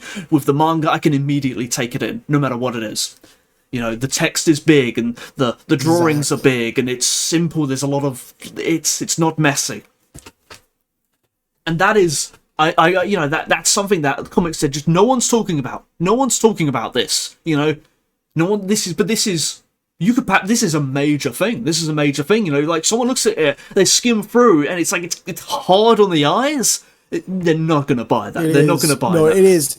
It is kind of hard on the eyes. You're right. I looked at it. I was like, oh, that looks like terrible to read. That looks like a terrible reading experience. And the reason why I got this older comic is because, and I haven't looked at enough comics to know if this is like across the board and stuff.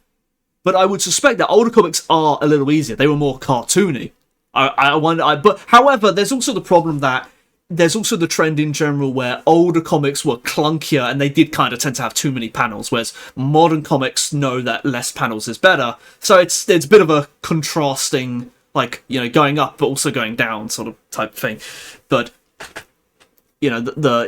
this is like it's a subtle thing. Like you don't immediately realize this unless you're looking for it. All you realize is I don't like to look at this, and then you think why don't I? And then you look for other problems of why don't. But this kind of density, like that's like that's what I'm looking for. That's the kind of thing I'm really looking for, because I think that's like I think what's going to happen one day eventually. Marvel and DC and whatever, they're going to really get sick of not making money. They're really going to get sick of it. Maybe the movies will start drying up and they're going to start thinking, okay, look, let's start taking this manga industry seriously and start copying stuff. And they're going to copy some stuff, but they're not going to copy everything. They're going to make mistakes. Of course they're going to make mistakes. Everyone does that. That's like gonna happen. I think like the Tankobon thing, like the Tankobon thing, like that's already they're copying manga. Like they're printing things in larger volumes at the smaller size because that's what manga does, and they think that's simple. The issue is like they didn't realize the drawing size. Like you need to redraw everything. But like I think the other thing is that like with comics, I think we have two different ideas of what comics should be. Right? I think me and you, we are different in like. Thought processes. You want comics to go more towards the manga line, don't you? You want them to be more like manga, more serious stories. That's more like serious business. I want them to stay. I want them to go into the direction of like the Beano comics, where they are less serious, less like fancy, I would say I want both. That's why. Also, sorry, I forgot that. Okay. If the manga's at Mermaid Melody, I'm not interested. she's so base for that, for real. Orange is so base for that one. For me, I'm afraid my version of that is if it's not Rumiko Takahashi, I'm not interested.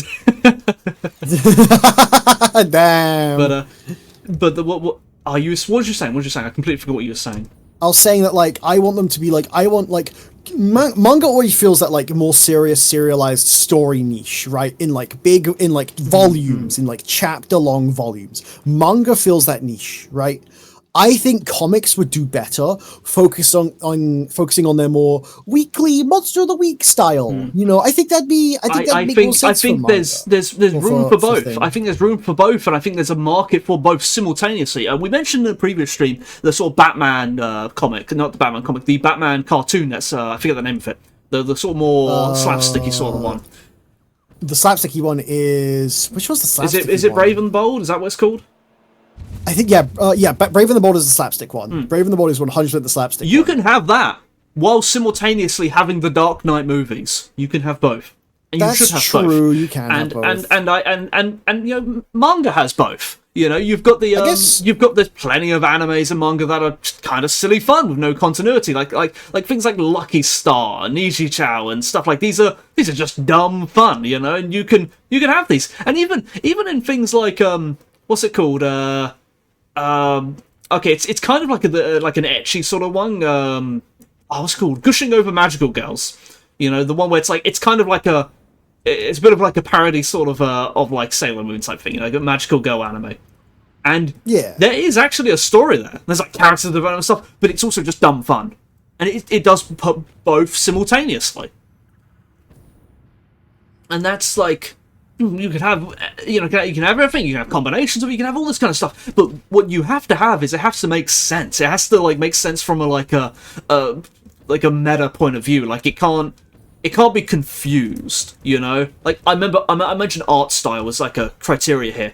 You generally can't have a super serious art style. Like, take One Punch Man. One Punch Man's a good example. When Saitama is being serious, he's drawn with this serious-looking face. And when he's not being serious, he's drawn with this silly-looking face. And that's like... I mean, that's his default face. The silly face is his default face. Okay, you're right. Because it's mostly a silly show. You know, exactly, and it does that for jokes. But imagine if they got that mixed up. Imagine if when he's making a joke, he has a serious face, and when he's being serious, he has a silly face. It wouldn't work. Okay. It wouldn't work. It just... Okay, but hang on. The serious face could work when being silly. It's like a okay. You're right. Sometimes like he does the thing when he's explaining his training routine, like. That in itself could be a really good joke. Like, well, but even then, hold on, but it's still like it's done as a joke. It's like the viewer can't take it seriously because it's a joke and stuff. Like, I run 100 kilometers. I run 10 kilometers a day, do 100 push-ups and 50 something. He's super serious. It's like, damn, that's kind of. But basic. I think, like, if you think of like the classic superheroes, like in like their art styles, they're really drawn really quite seriously, you know? They are. Like, at no point is it ever played for laughs. But in the beginning, in the early stories, they're really kind of silly. There's some silly, wacky stories there. And it's just sort of like... And then even in the current day, the stories, like, they have this lack of continuity because they don't really care. And it's like, it's almost like it sets you up. It sets you up for like, a more serious story, and then it doesn't give you a more serious story. You know, in the Dark Knight trilogy, which is like three movies, but like, imagine if they did make more. If they did make more, you would expect continuity. You know, you wouldn't expect suddenly who's the character that dies in it? Some female character who's like his love interest, something who dies. You know, it happens. You wouldn't expect that just to get retconned in the same Dark Knight series. People would hate that because the series has this serious tone. You expect continuity. You know, whereas if that kind of thing happens in, you know, SpongeBob, it's like whatever, you know, like Plankton died in the last episode, and then suddenly he's back he's back alive in the next episode. It's like no one questions this because the tone is cohesive. Well, Plankton never dies. He just gets like squished flat and put in the hospital for a bit. You know what I mean? It's like there's no continuity in SpongeBob. It's like it's silly fun, and it's supposed to be like that.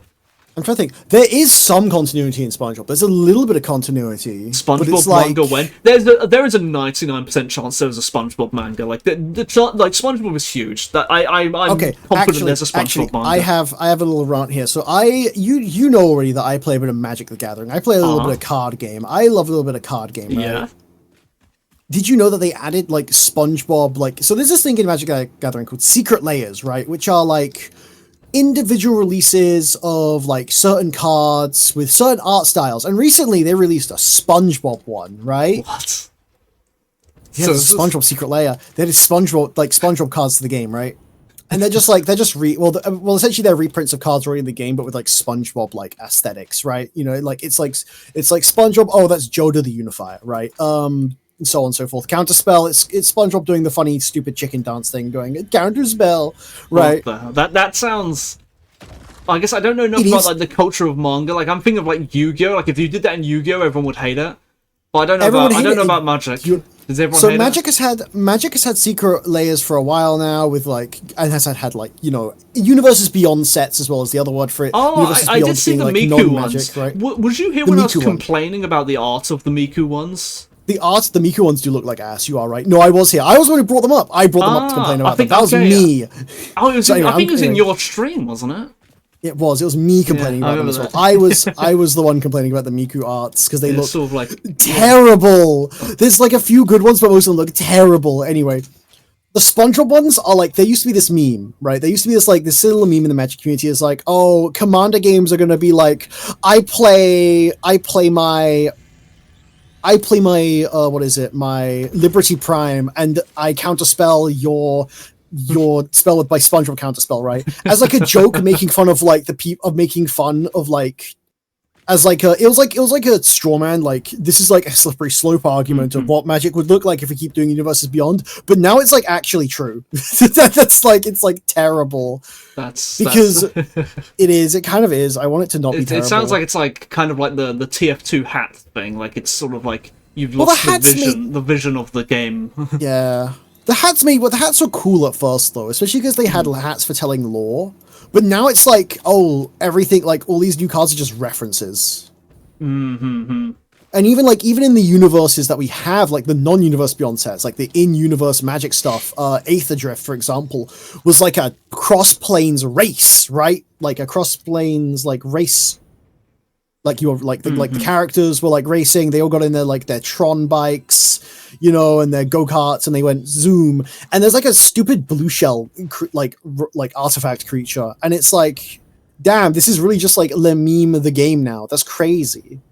And a lot of the Magic old heads, I'm not super attached because I got into like Magic kind of late with Duskborn, but the Magic old heads hate it, and I can see why. Yeah, it sounds like similar to the TF2 thing. A little bit, yeah. Not quite the same, but definitely similar. Also, I like how we've ranted for like 2 hours. We've done basically nothing in the game.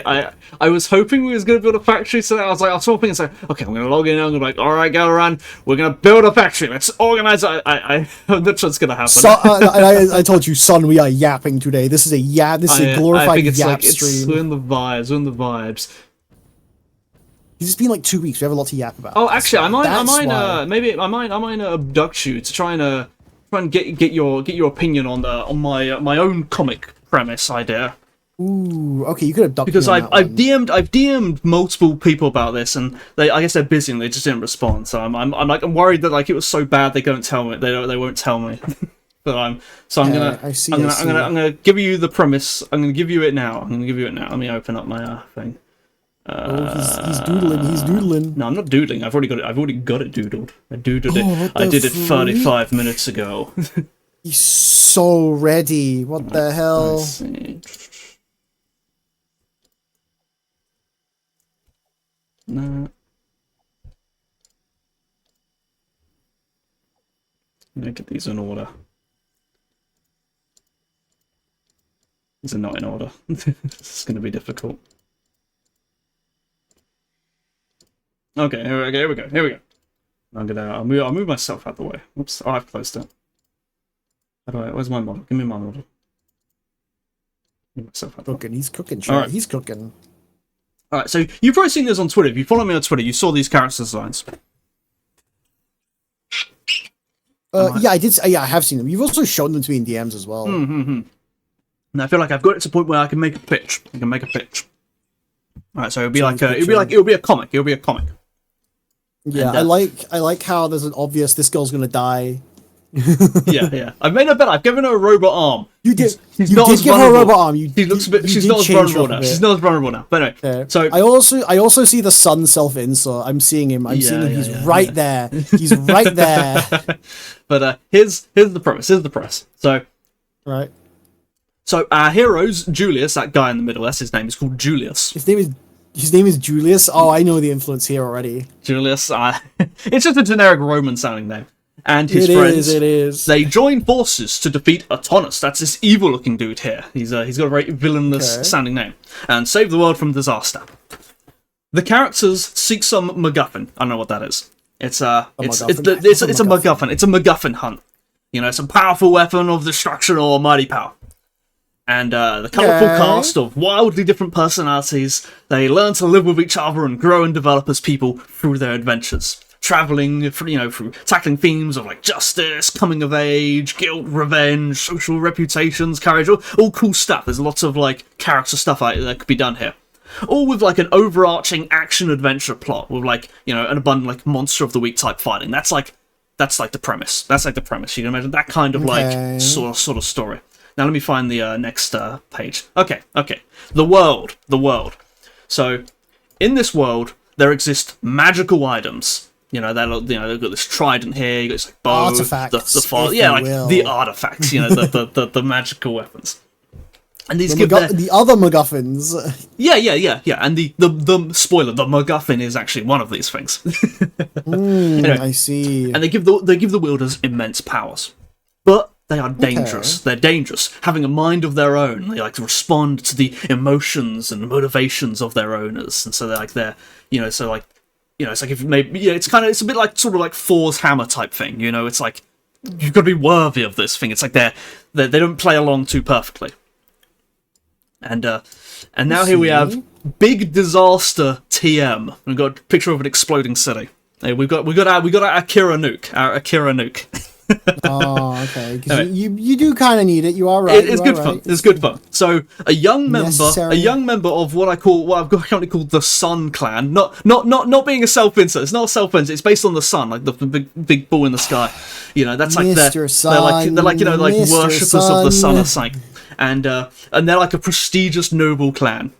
And they were trained by this guy called Lapsus, who's that old-looking guy. He's called Lapsus. It's a joke on the Latin word for failure.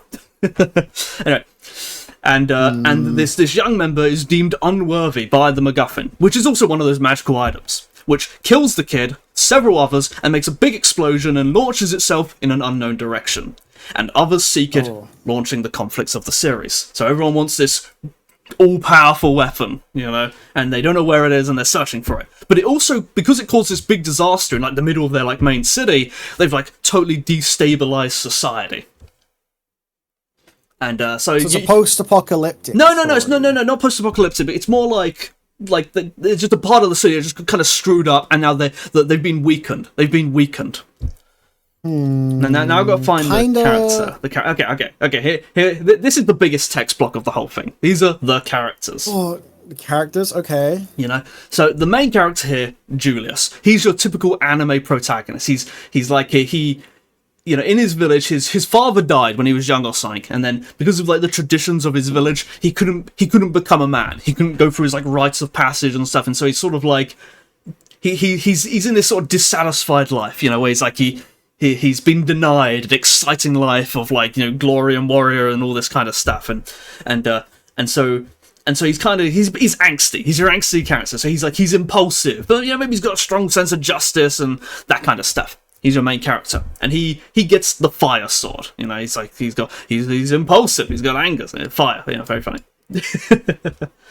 This girl here, she's called Aetolia, which I think is an island in Greece or something. And I like how I gotta say I like how it's all like Greek and Roman names, and I completely predicted it. I was like, Sun's name them all after references to his little Roman and Greek books. It's better than calling them Japanese names. I hate it when like Western authors are like, okay, this guy here is Ichigo Watanabe. That's true. You are right there. You are actually entirely correct there. That's true. Big true. That's a complete side note. There's a guy, I think his name is Akira Fukuda. It's a fake name. The current Marvel editor-in-chief, when he was younger, to try to get work, he pretended to be Japanese and had like a fake name. That's so and anytime there's like a YouTube video about him, everyone responds with like, "Oh, such great advice from Master Akira Fukuda." what an idiot. And anyway, so this guy here, Aetolia, she's part of the Sun Clan. However, because of Big Disaster TM, her clan has been disgraced. This has been a big embarrassment for them. So they're like, they're no longer like this well-respected noble clan anymore. And she doesn't like this. She's like, she feels like she should be respected, and so she wants to like prove everyone that she's the best. She's kind of like your Sasuke character. It's like she has to like stomp on everyone. I know exactly who this character is based off of. Right, I can tell you exactly who. It's me. This character is 100%. This is 100% Asuka from Evangelion. 100%. Oh, yeah. Okay, yeah, I didn't even figure that, but yeah, absolutely. This is an Asuka character. This is an Asuka character. It's Asuka Langley. Holy shit! She's even red. She's even red. Oh my god, she's even red. Exactly. You see what I'm seeing now? Oh my god, you're absolutely right. And so like that's like her character, you know. This character here, and I'm always unsure about this character because he's kind of very modern looking clothes, so it's whatever. Anyway, so this guy calls Lucos, which is kind of similar to the word for like wolf and stuff, and it's very very creative. Lucos, and as you can see, he's got doggy ears. He's got dog ears. You know, he's very he's got a big tail. You know, he's very he's got the dog in him. He's the dog. He's the dog. You know, he's got the dog. And so he's from like some far off northern cold place. So I guess he's got the coat. You know. And I'm kind of on the fence about it. It's like maybe he wants to be like some mighty warrior. He comes from this like warrior type Spartan culture and stuff, but he's just a silly little guy. You know, like he's not really cut out for that kind of intimidating warrior guy. He's a goofball. He's the comedy character. You know, he is okay. And so that's him. Here we go. We've got the bad guy. You know, this guy called Atonus, coming similar from like the Latin word for thunder. You know, like Atonicus and stuff. You know, so he has a lightning sword. You know, he's got very very evil. Now, his family was like he's a bad guy because he had a really shitty family life. Like maybe he had like his father and Lele. I see. No, not that kind of bad. Not that kind of bad. So like, not that kind of bad. Yeah, I see. Maybe he has something like his father was like some corrupt person or something, and then like his mother kills herself out of pride or something. But then like the state just covers it up, and he just thinks like that's just, these people suck. These people suck. Society sucks. You know, none of you are worthy of breathing the same air as me, and so he's a bad guy for that reason. He's kind of cool though. He's kind of based for that. Yeah, he's really cool. I like the design. Like I struggled with his design for a very long time, and I think I kind of like it now. I do like it. I like the you did mention the Jupiter like. Oh yeah. So like lightning. Go point out. He's got this sword, and this is like the symbol of Jupiter, which goes something like where's my pen? Where's my other pen? It's more the two potential meanings of Jupiter. You know, lightning like, to do with like the Roman gods, which is essentially Zeus, or the other meaning of Jupiter. Like the other meaning of Jupiter. Don't you your fart fetish? It's not a fetish. It was in Isaac. It was in the Binding of Isaac. It's not that. Gas giant. Calling it that. That was a funny joke. To be fair, that was a very funny joke. There we go. This character here, Sozia. You know, very very very intimidating name for a character that's totally not going to die. You know. And now she's from the same village as Julius. By the way, Julius he's like a country bumpkin. You know, all the other people they're living in like a city. He comes from like the country, farm and stuff. And she's also a farmer. And she's like kind and loves everyone. But she's got this robot arm. Maybe like she had like her arm broken off by farm machinery or something. I don't know. And she got a robot arm. And she's also got a magical weapon. I haven't drawn it yet, but it's like something in the arm. She's got like a shield thing. She's the shield character. She can make shields, you know. So she protects. She's definitely gonna die. She's definitely gonna die. She's dead. She's cooked. Chat. Wrap it up. Yeah, she's cooked. She's cooked.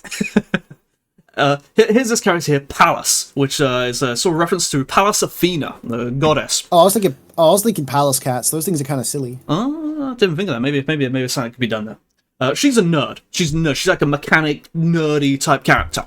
She's got glasses, the big glasses, the nerd glasses.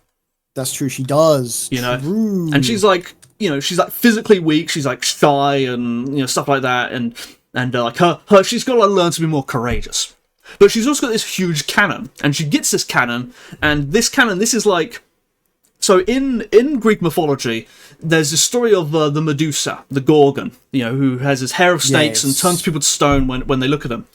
I watched Clash of the Titans. I know what this is.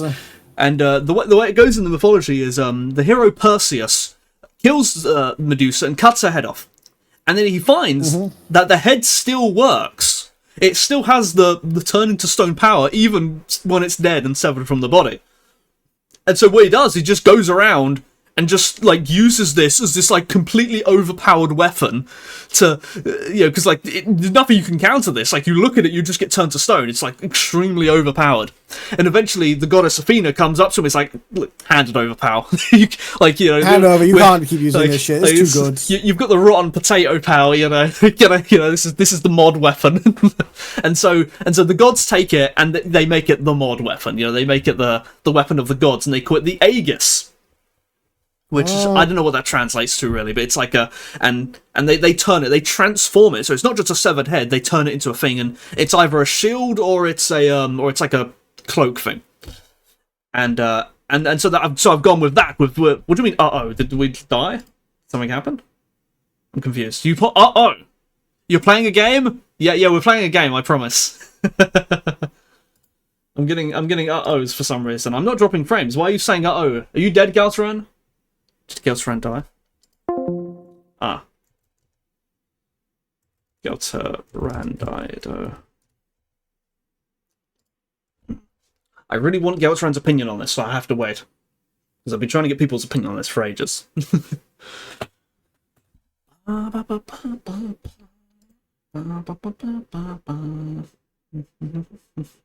Is he online? Oh, is it Discord? Oh, my Discord died. Okay.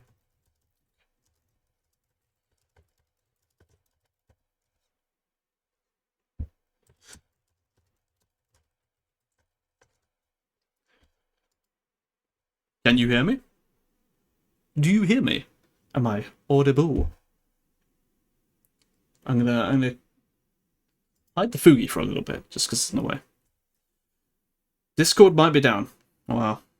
Well, if Discord's down for a bit, we'll just listen to me for a bit, because by the time I get through this, it'll probably be back. At least that's what I hope. So I'm just gonna keep yapping on, and we're gonna see how that goes. Hopefully all is fine. All right, where was I? So I was talking about this character here, and I was talking about the mythology of and that's basically what she's based off. She's called Pallas. It's like Athena. She's got this weapon, but it's very mechanical looking. It's similar. It's being transformed. It doesn't turn people to stone. It's got the snakes thing, so it's like the Medusa thing, and instead it's literally just a cannon. It kills people. The whole API just went down. Oh Jesus Christ! What's Discord up to? And I guess it was good. It was good that I went on this rant then. If we was playing Satisfactory, we'd be doomed. But anyway. So she finds this weapon, but she's also a mechanic on her own, so she learns how to work it and stuff. And even though she's physically weak, she's just got this huge cannon, and it's basically the Doom BFG. But it's like you can only use it like once every while, so it's not fully reliable. I think that's a fun character. It's one of my favourite characters. This guy here, to be honest, I'm having trouble with this character. He was one of the second characters I designed. And he's become less and less useful as I've designed more characters. I may end up dropping him, but assuming I don't. This guy's called Lapsus. He's the teacher character. He's the Kakashi type character. And he believes he was responsible for Big Disaster TM. His student was the kid that died. And maybe he pushed them too hard or something, and they weren't ready. He was reckless. And so he's plagued by guilt for this kind of thing. And as a coping mechanism of that, he becomes serious and cold and stern. And so when he teaches Julius here, who also has one of these powerful weapons, he's a bad teacher. He goes to the opposite extreme where he doesn't let them, be who they want, and he restricts them, and there's a conflict there. I think that's a fun idea. It's much better than him just being a perfect teacher character. He's a bad teacher because of his own personal problems. This character here, Delios, named after the island of Delos, the birthplace of Apollo. And this guy's, the Sun Clan, Apollo. It's all connected. It's all connected. I promise you. And he looks very similar to this character here because they're brother and sister. But when Big Disaster TM happened, he buggered off and he let people think he died in the disaster because he believes that the reason Big Disaster TM happened was because of problems in society that wasn't going to be solved through diplomacy, and so he's like, all right, I'm getting out of here, and he's a bad guy. He's gonna take down society and make sure his clan is feared and respected, and he can only do that through violence. And so personality-wise, he's a serious guy. He's a serious guy. You know, he's got a mission. He's on a mission. Those are the characters. There you go. Big thing out of the way. Let's go find the next one. Where is it? Sorry, these are not. Okay, here we go. This is the next major one. So one advice I always get with I hear is you got to write character-driven stories. It can't be. You can't just have the plot carry people along. You got to have the characters, and people will love the characters. And I think so. I made an attempt of that, and so I want to have these sort of character dynamics. You know, where these two main characters, I want them to clash. I want them to have trouble living together. You know, so sort of like this girl here, she's this rich noble lady, and he's this country bumpkin, and so she hates him for this, being no nobility upbringing. Like who is this guy? He doesn't deserve to be in my presence, and he doesn't like her stuck up attitude. I think that's really fun. But then as they work together, they learn to appreciate more, and then they change as people. I think that's a cool idea. These two characters, they're also kind of polar opposites, where she's weak but nerdy, he's dumb but like physically strong. And they conflict there, where initially, he sort of mocks weakness and he only admires the strong, and he doesn't care about all her nerdy stuff, and and then she initially thinks like he's like this like barbarian and he doesn't understand anything, but then eventually they appreciate each other's strengths, and they cover for each other's weaknesses. I think there's an interesting dynamic there. And then you got the character who dies. The character who dies, the Sosia character. She's just a complete saint. She's a complete saint, and so she has some kind of positive interaction with everyone. Maybe with the main character, she's from the same village as him, so it's sort of like they connect there. And she's also a girl, so she just gets on well with other girls. With the Lucas guy, the wolf guy, she's like a farmer. She's like trained in animal care. She's literally a girl from Final Fantasy VII. I don't know the girl, but this is a very stock character, I think. But oh, Discord's still down. That's crazy. And so like she's trained in like animal care, and so sort of like she's able to like communicate with him in a way that others can't. And it's sort of like it's like wow, it's really nice and stuff. And then with Pallas, maybe like I don't know, maybe she's just sort of like. She's like down to earth, and she's not like bullying. She's a nice person. She's not going to bully the nerd. Yeah. Spoiler: she dies. Let me go find main story. Where is it? There we go. There's the backlog. Now let's get into what actually happens in this story. Because then now that you got that part. Now here's the actual interesting part. Spoilers. Yeah, this is literally complete spoilers. Okay. Main story.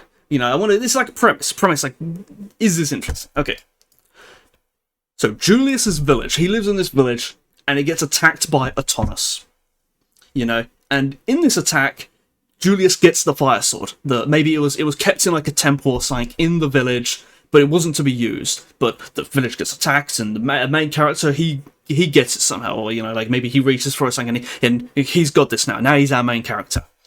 And he fights them off. He fights them off, and they both live to fight another day. But that's the call to action, the establishment of the bad guy. And spoiler: everyone dies in the village. Like the whole family dies or something. It's a big disaster, And then he gets taken to the big city. Our character Julius, he gets taken to the big city, and he's got this sword. Maybe it's like oh, no one's held this sword for like 300 years. He must be worthy and stuff. And so they say, okay, what are we gonna do with this kid? Let's train him. He needs to learn how to fight. And they need more soldiers anyway. And so he gets introduced to the teacher Lapsus, and then they go and show him to his quarters and stuff, where they meet all the other characters, and then they have like initial interactions with each other, where they like you learn their personalities and stuff like that. Now we've got the main cast established. Now you got to show what they can do, and so they go to the next village next to it, because the first one got attacked. You're pretty sure the one next to it's going to get attacked right afterwards, and so they go there. and then they have a big fight there, and you learn sort of the strengths and weaknesses in combat of all the characters, and more about their personalities, so it's sort of establishing this kind of stuff. And it's also kind of like a Monster of the Week type thing. Then in like, I guess in like a next episode, now they're looking for the MacGuffin. I guess at some point they've explained what the MacGuffin is, and now they're looking for the MacGuffin, and they go to like this abandoned underground research lab or something, and then they have like a fight there, maybe with like, I don't know, these like lab creatures or something, and something very, very kind of cool. And this is where, son, I have a question. Go ahead, hit me with a question.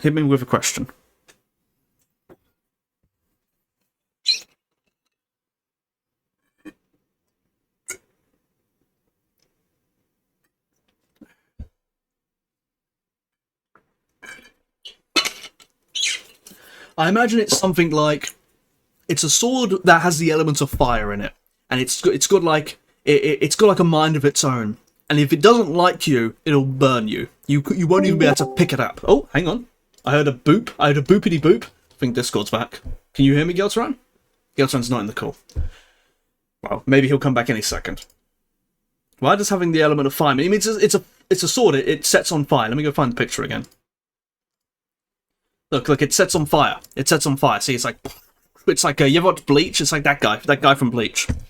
You know, he's got his anime powers. The sword emits fire. Yeah, it's cool. It's literally cool.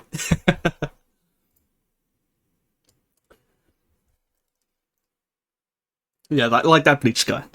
But the sword having a mind of its own is good. Yeah, I think it's a really interesting idea. Like I want to do like a difference. Like in anime, they do this thing where the person has the power inside them. You know, and I kind of want to make it where it's sort of like, if this guy loses his sword, he's got nothing. That's kind of what I want to do. It's more a bit of a twist, I think. But anyway, they go to this like underground research lab, and they have another sort of battle there. And this is where the palace girl, the nerdy girl, this is where she gets that big cannon. She finds it there. This is like, it was like this thing this guy was researching, and they find it, and she takes it, and now she can fight. Before, she was completely useless. All right. Then you have filler. Now you have endless. Everything's been established at this point. All the characters, they've got their weapons. They've got the bad guy. They've got the MacGuffin hunt. It's all set up. Now you can have as much filler as you like. Endless filler. You can have 400 episodes of filler if you really wanted, when basically nothing gets achieved. But the characters develop. You have character development. They get stronger. They go through filler. But kicking back on the story to get the story going on again, Adonis kidnaps Sozia. Spoiler where that's going to end. and he wants her for a reason I'll explain in another thing. He's got a reason why he kidnaps her. And so the rest, they embark to rescue her. Now you've got this rescue mission. And then the rescue mission is a failure. Yeah, it's like a season finale. That's like the time scale. Adonis kills Sozia. And he does this for a specific reason. He needs to get her shield weapon thing. He needs it for a reason. But this isn't like, the main characters don't know about this. They don't care about this. And so now you have the berserk moment. Julius, he's got this fire sword and he's really angry. It responds to anger and he's really angry. Filler. More filler. Now you get the Julius anger arc where they do their usual stuff, but Julius is considerably angrier. He's more callous. He's angrier. You know, he's like, this is his what is it? I think they do a thing like that in Avatar or something, where one of the characters, like, he's not having fun anymore. And then, in his anger, he accidentally burns Ayatolia. I imagine it's something like, it appears you've been by yourself. Oh, Discord, shut up. Okay. You know, I imagine a scene sort of where they finally see Adonis. Maybe they haven't seen Adonis in ages. He's been gone, and he finally sees him, and so he like attacks him. He doesn't realize that, you know, he launches a big like fireball or something, and he hits Ayatolia, like, who was standing right beside her, and she's just completely wiped out. You know, like, very severely burned. She's going to the hospital. And then so he realizes that his anger is causing a problem, and so he stops being angry. This is like, he have this it's kind of like the Avatar thing, where he burns Katara. It's that kind of thing, you know? And then they have like a thing where he's just kind of weak. I should add filler there as well, I think. And they have a week where he just hasn't got his fire anymore. He's losing it. And then because he's losing it, he eventually gets defeated by this guy. by Delios. And so now, and he gets severely defeated. Now he's going to the hospital. And so now, like, the two main characters they're out of it. They're out of action. They're in recovery arc. And so now we have filler involving the remaining characters who, and so now the show's been really focusing on those two main characters. This is focus on those other characters. Let them take the spotlight. I think that's always an interesting idea. And that the scale's really speeding up here at this point. There's like, everything here will be like broken up by like 12 episodes. Like, drag it out as long as possible. And then you have a part where Aetolia defeats her brother. And then now it's sort of like they both want to improve their clan. She wants to get the respect back for her clan. He wants to get the respect back from her clan, but they have different ways of going about it. And this is effectively like the fight to establish who's right. And then more stuff happens, and then Julius defeats Adonis, and that's it. That's the series ending. That's the big premise, and it's so. I think like I don't know, like I want opinions on it. I want opinions on it. Literally Azula versus Zuka. Literally.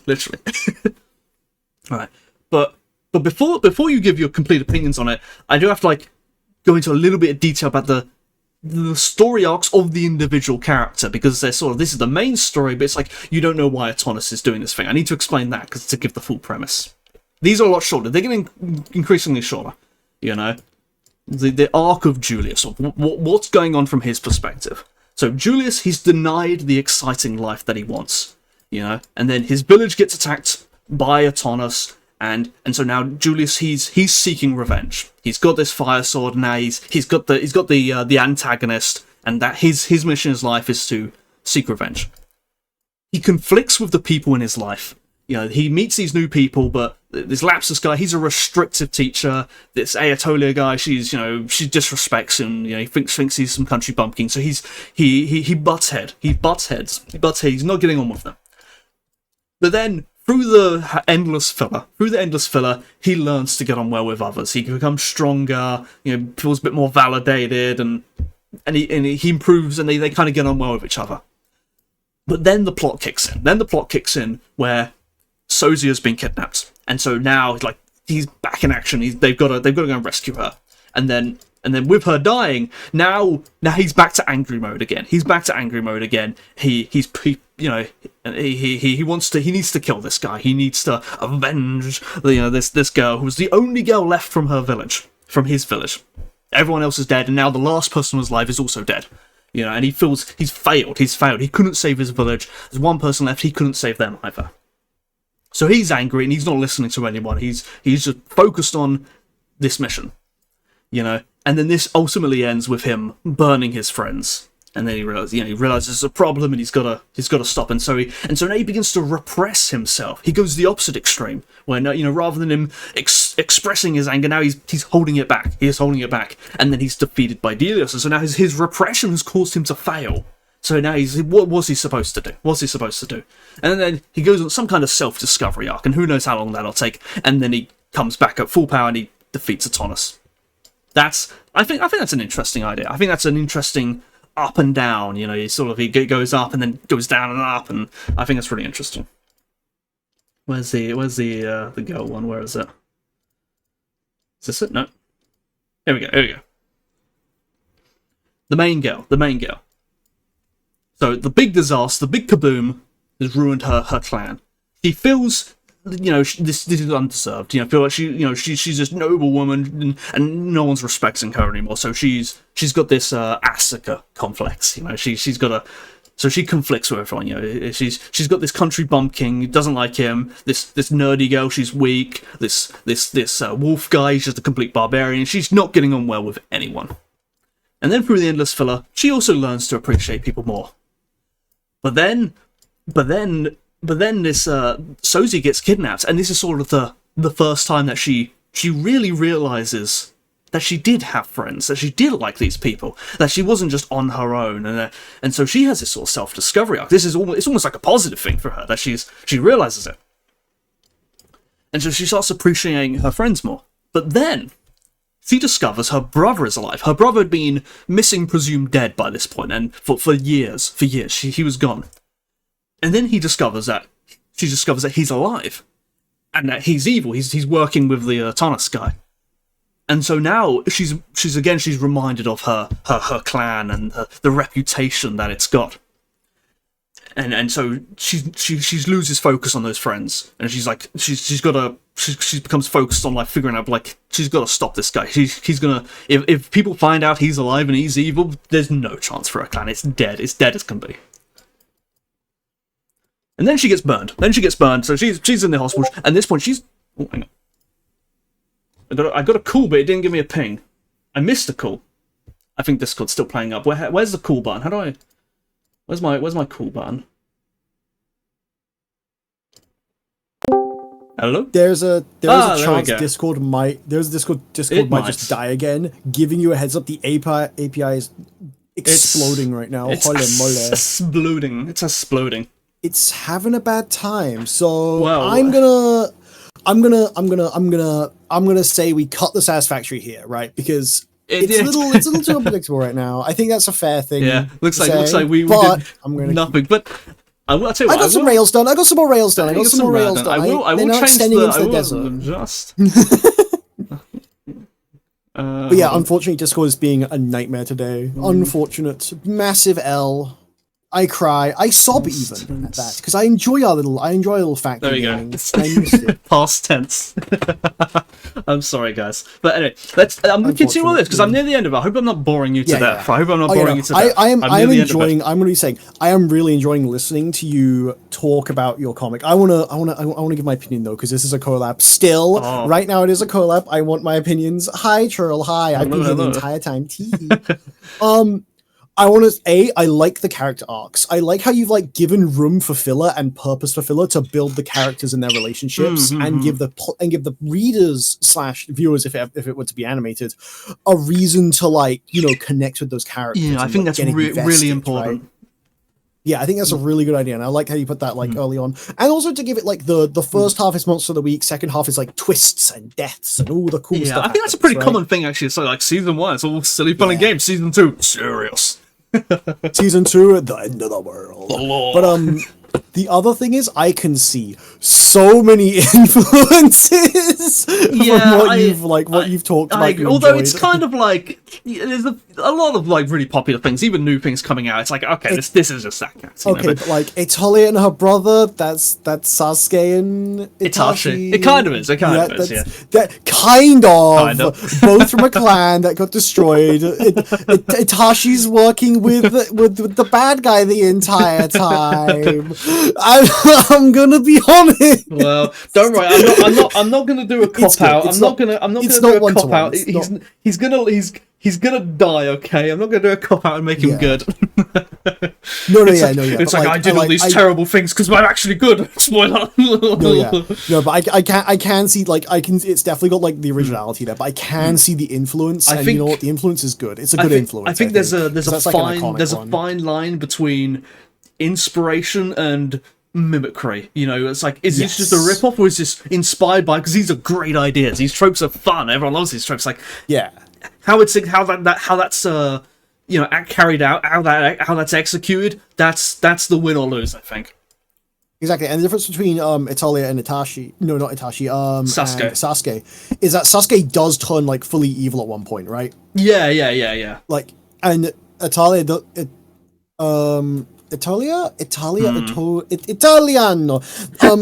Is like she has like, from what you've like said, she doesn't turn evil, she's just a bit of a grump. Yeah.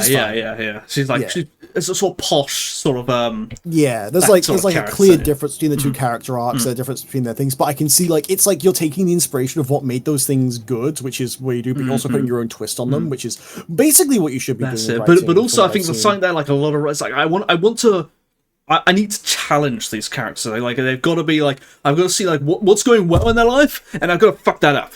So here, Damn. so she's kind of going. So I'm going to pull her through the Asuka arc. She's defined by being strong and independent, She gets burned by Julius. She's in hospital. She's no longer powerful. So she has to feel weak and pathetic. And this serves as a character arc for her. Wait, Asuka arc, and you're putting her in the hospital. Son, have you watched the end of Evangelion? Yeah. Son, what are you doing? No, what are you planning Julius here? is also going to go to the hospital.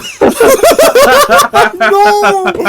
You can't be doing this. Oh, no! That's a brilliant idea. I should like if in some like beautiful world I actually made this. I'm gonna make a joke about that. That'd be hilarious. No, son, don't send the Asuka character to the hospital. No! Don't put her in a coma. No! But anyway, so she has to go through some kind of like self-discovery there.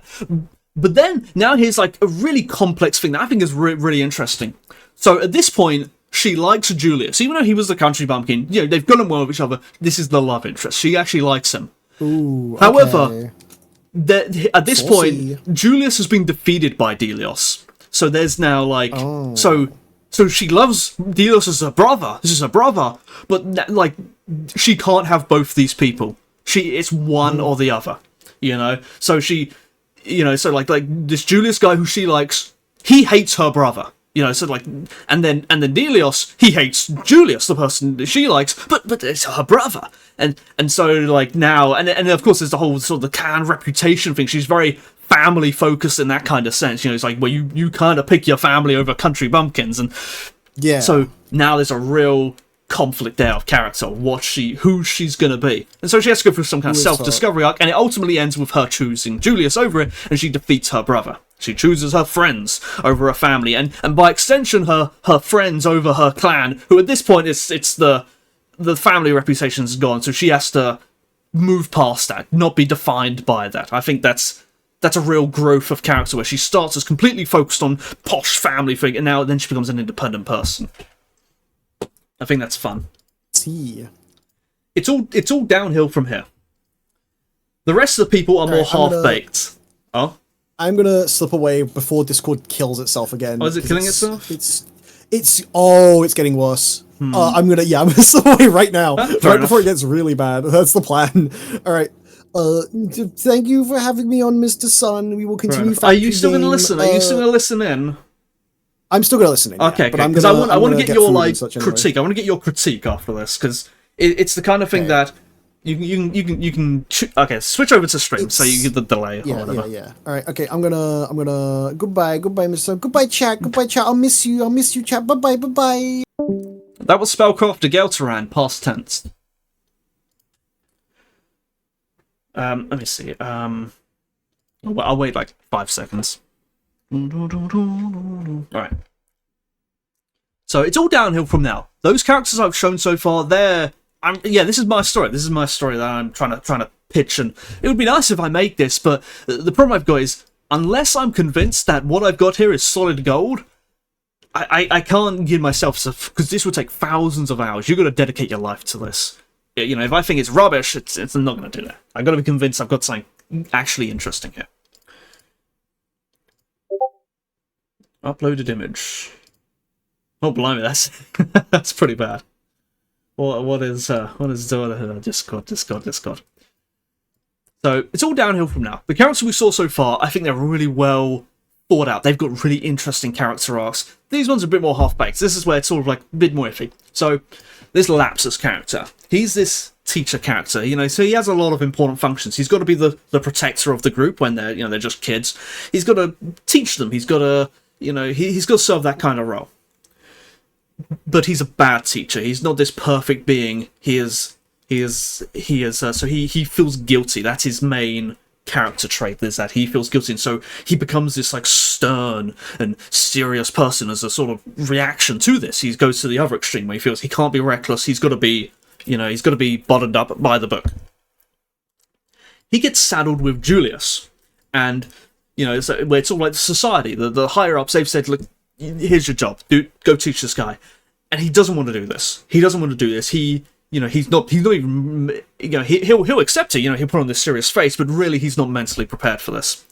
And he fears that Julius is going to get himself killed in the exact same way. He thinks his impulsiveness. He's like, he thinks this guy's going to be like Anakin Skywalker. He's like, hey, the boy is not ready, and so he becomes a very restrictive teacher. He's like trying to tell him, it's like, this, you're going to kill yourself with this thing, and it's very serious. These weapons are dangerous. Don't use your anger, that kind of stuff. But then, as the story goes on, he learns to appreciate the capabilities of basically his students. He sees that they are capable. And so he relaxes a bit. And he thinks, okay, whatever. And then they have the whole Adonis kills Sozi bit, and then Julius is becoming angry.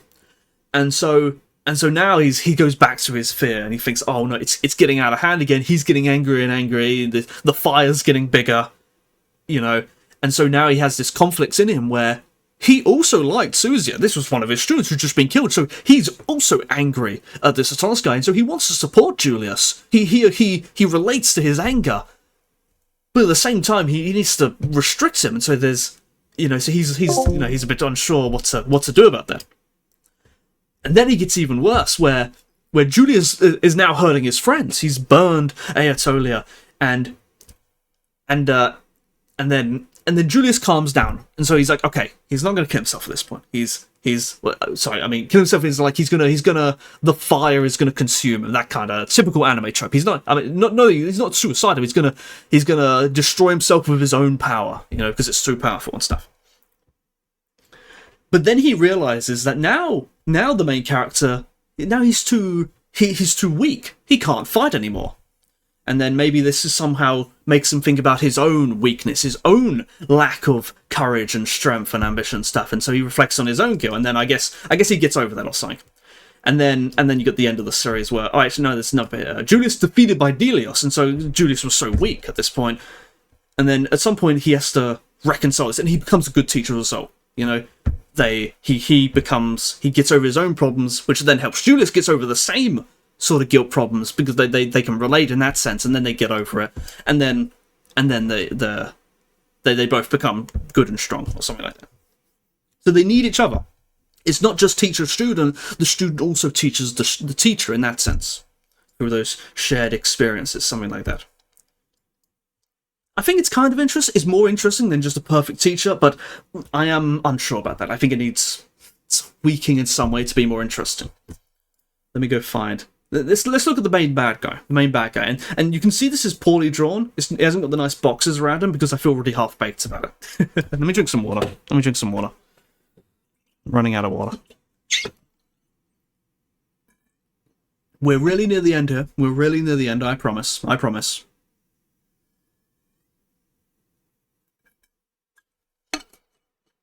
I think it's all about the arcs. It's all about the characters and how they change. That's how, I think that's the most important thing. If I were to do this, that's what's going to make people like it.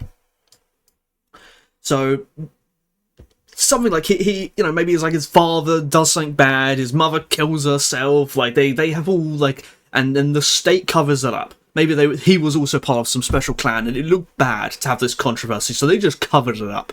So he hates society. He thinks society sucks. And then, big disaster, TM, happens. And he's just disgusted by this. He thinks he saw this coming a mile away. He saw the incompetence of society. He thought this should never have happened. And so he leaves. He defects. He's like, all right, I'm a bad guy now. I'm gonna go take over society. I'm gonna do it on my own. And then sometime later, years pass at some point around here, and then he attacks the village, and I don't know what he's trying to do. He's got some reason. I haven't figured that out. And then they have the filler, and then at some point, I want him to go to the underworld. I want him to go to the hell area, and he's looking for the MacGuffin or some information about the MacGuffin. He's looking for something. He's got a reason to be there.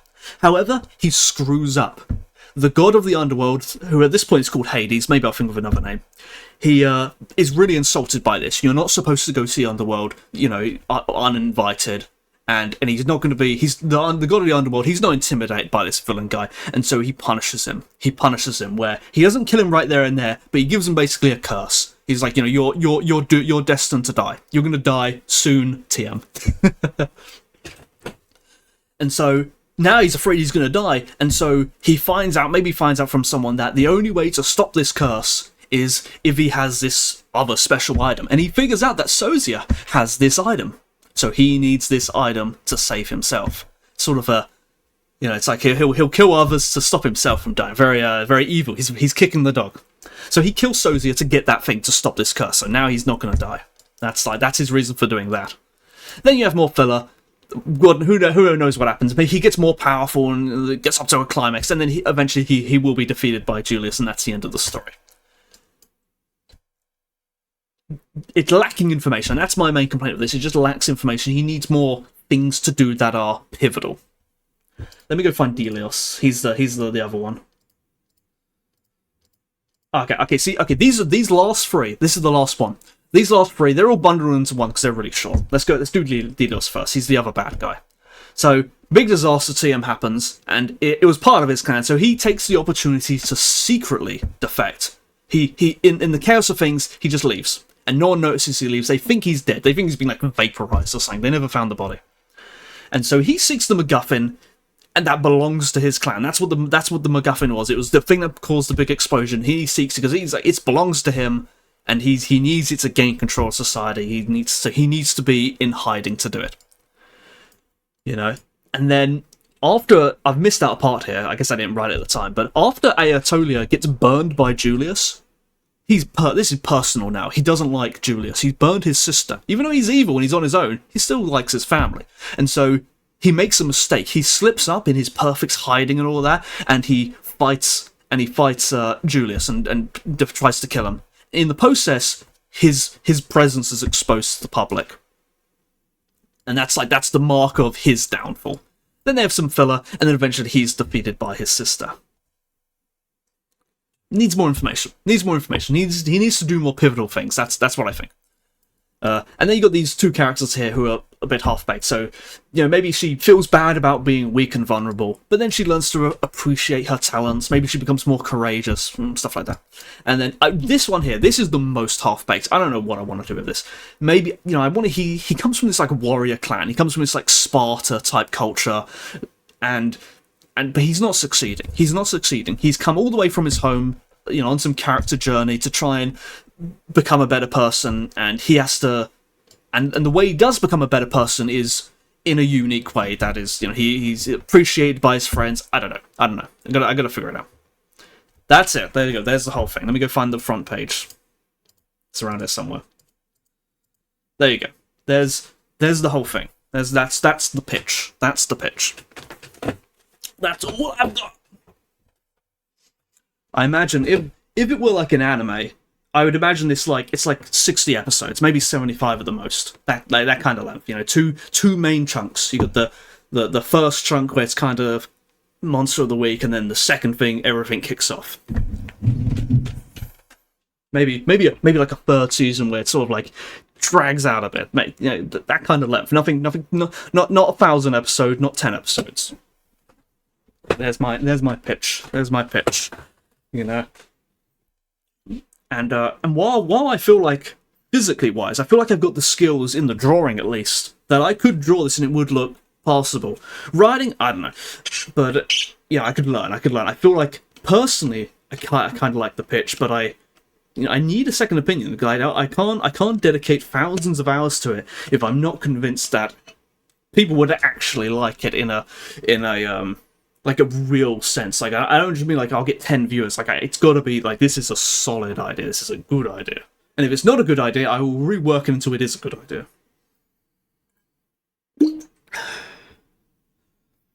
Give me your complaints. What's wrong with it? What's bad about it? What's a terrible idea?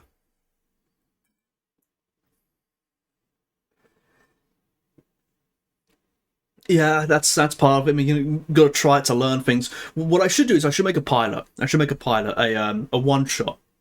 I do the first chapter, let people read it, see if they actually like it. Yeah, it needs more world building. I think I need there's no villains in this aside from the main villains. There's no other villains. There's no side characters. They're all missing.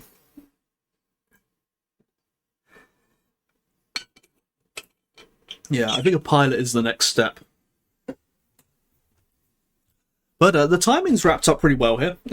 Shame about Satisfactory. It's more so Discord's fault in this case. I think it's perhaps fortunate here. You know, the universe punished me. The universe punished me earlier with the what was it called? The shanting food, the food thing, the Super Bowl food thing. Universe really didn't like me there, but the universe has given me a reward here, where even though Discord died, coincidentally chose to do something that didn't require us to be on a Discord call. So yeah, you win some, you lose some. Well, you lose some, you win some. The universe likes to toy with us like that. A vignette? I don't know what a vignette is. I only know vignette in the artistic sense, the photography sense, where you have like the darkening of the edges. I don't know what that word means outside of that. But if I'm right, we should have Digby streaming Satisfactory right about this time. Am I right? I am right. We're gonna raid into him, but Galtran, if you're still there, if you have any ideas of where I'm going wrong with this, like something's like you should really reconsider this part, this is bad, or anyone really, you know, do tell me, because I don't want to commit to bad ideas. Has to be good, genuinely good. You don't have to be a writer. It's like you know, if you go to a cafe and you eat food and you say food tastes spicy, it's not supposed to be spicy. That's critique, you know. Yeah, you're probably right. I see a snapshot. Huh? Yeah, I see what you're saying. Sort of show the world. That should be a part of that first chapter. I remember I was reading through the original the first chapter of Attack on Titan with someone. And we're sort of talking about this establishment of, like, the themes, establishment of the characters, the world. It does it really well. Like, maybe I should do that as a stream one day. I go through first chapters of comics and mangas and analyze how, like, they're very carefully constructing, showing the viewer this world and everything about it. Alright. I'm going to end it here. We're going to raid into Digby Cat, who's also playing Satisfactory. And I've been following his Satisfactory series. He's a lot further ahead than we are. Well, not that much further ahead. We can catch up if we actually build a factory. But that's let me. Did I get that right? I did get that right. Thanks for watching.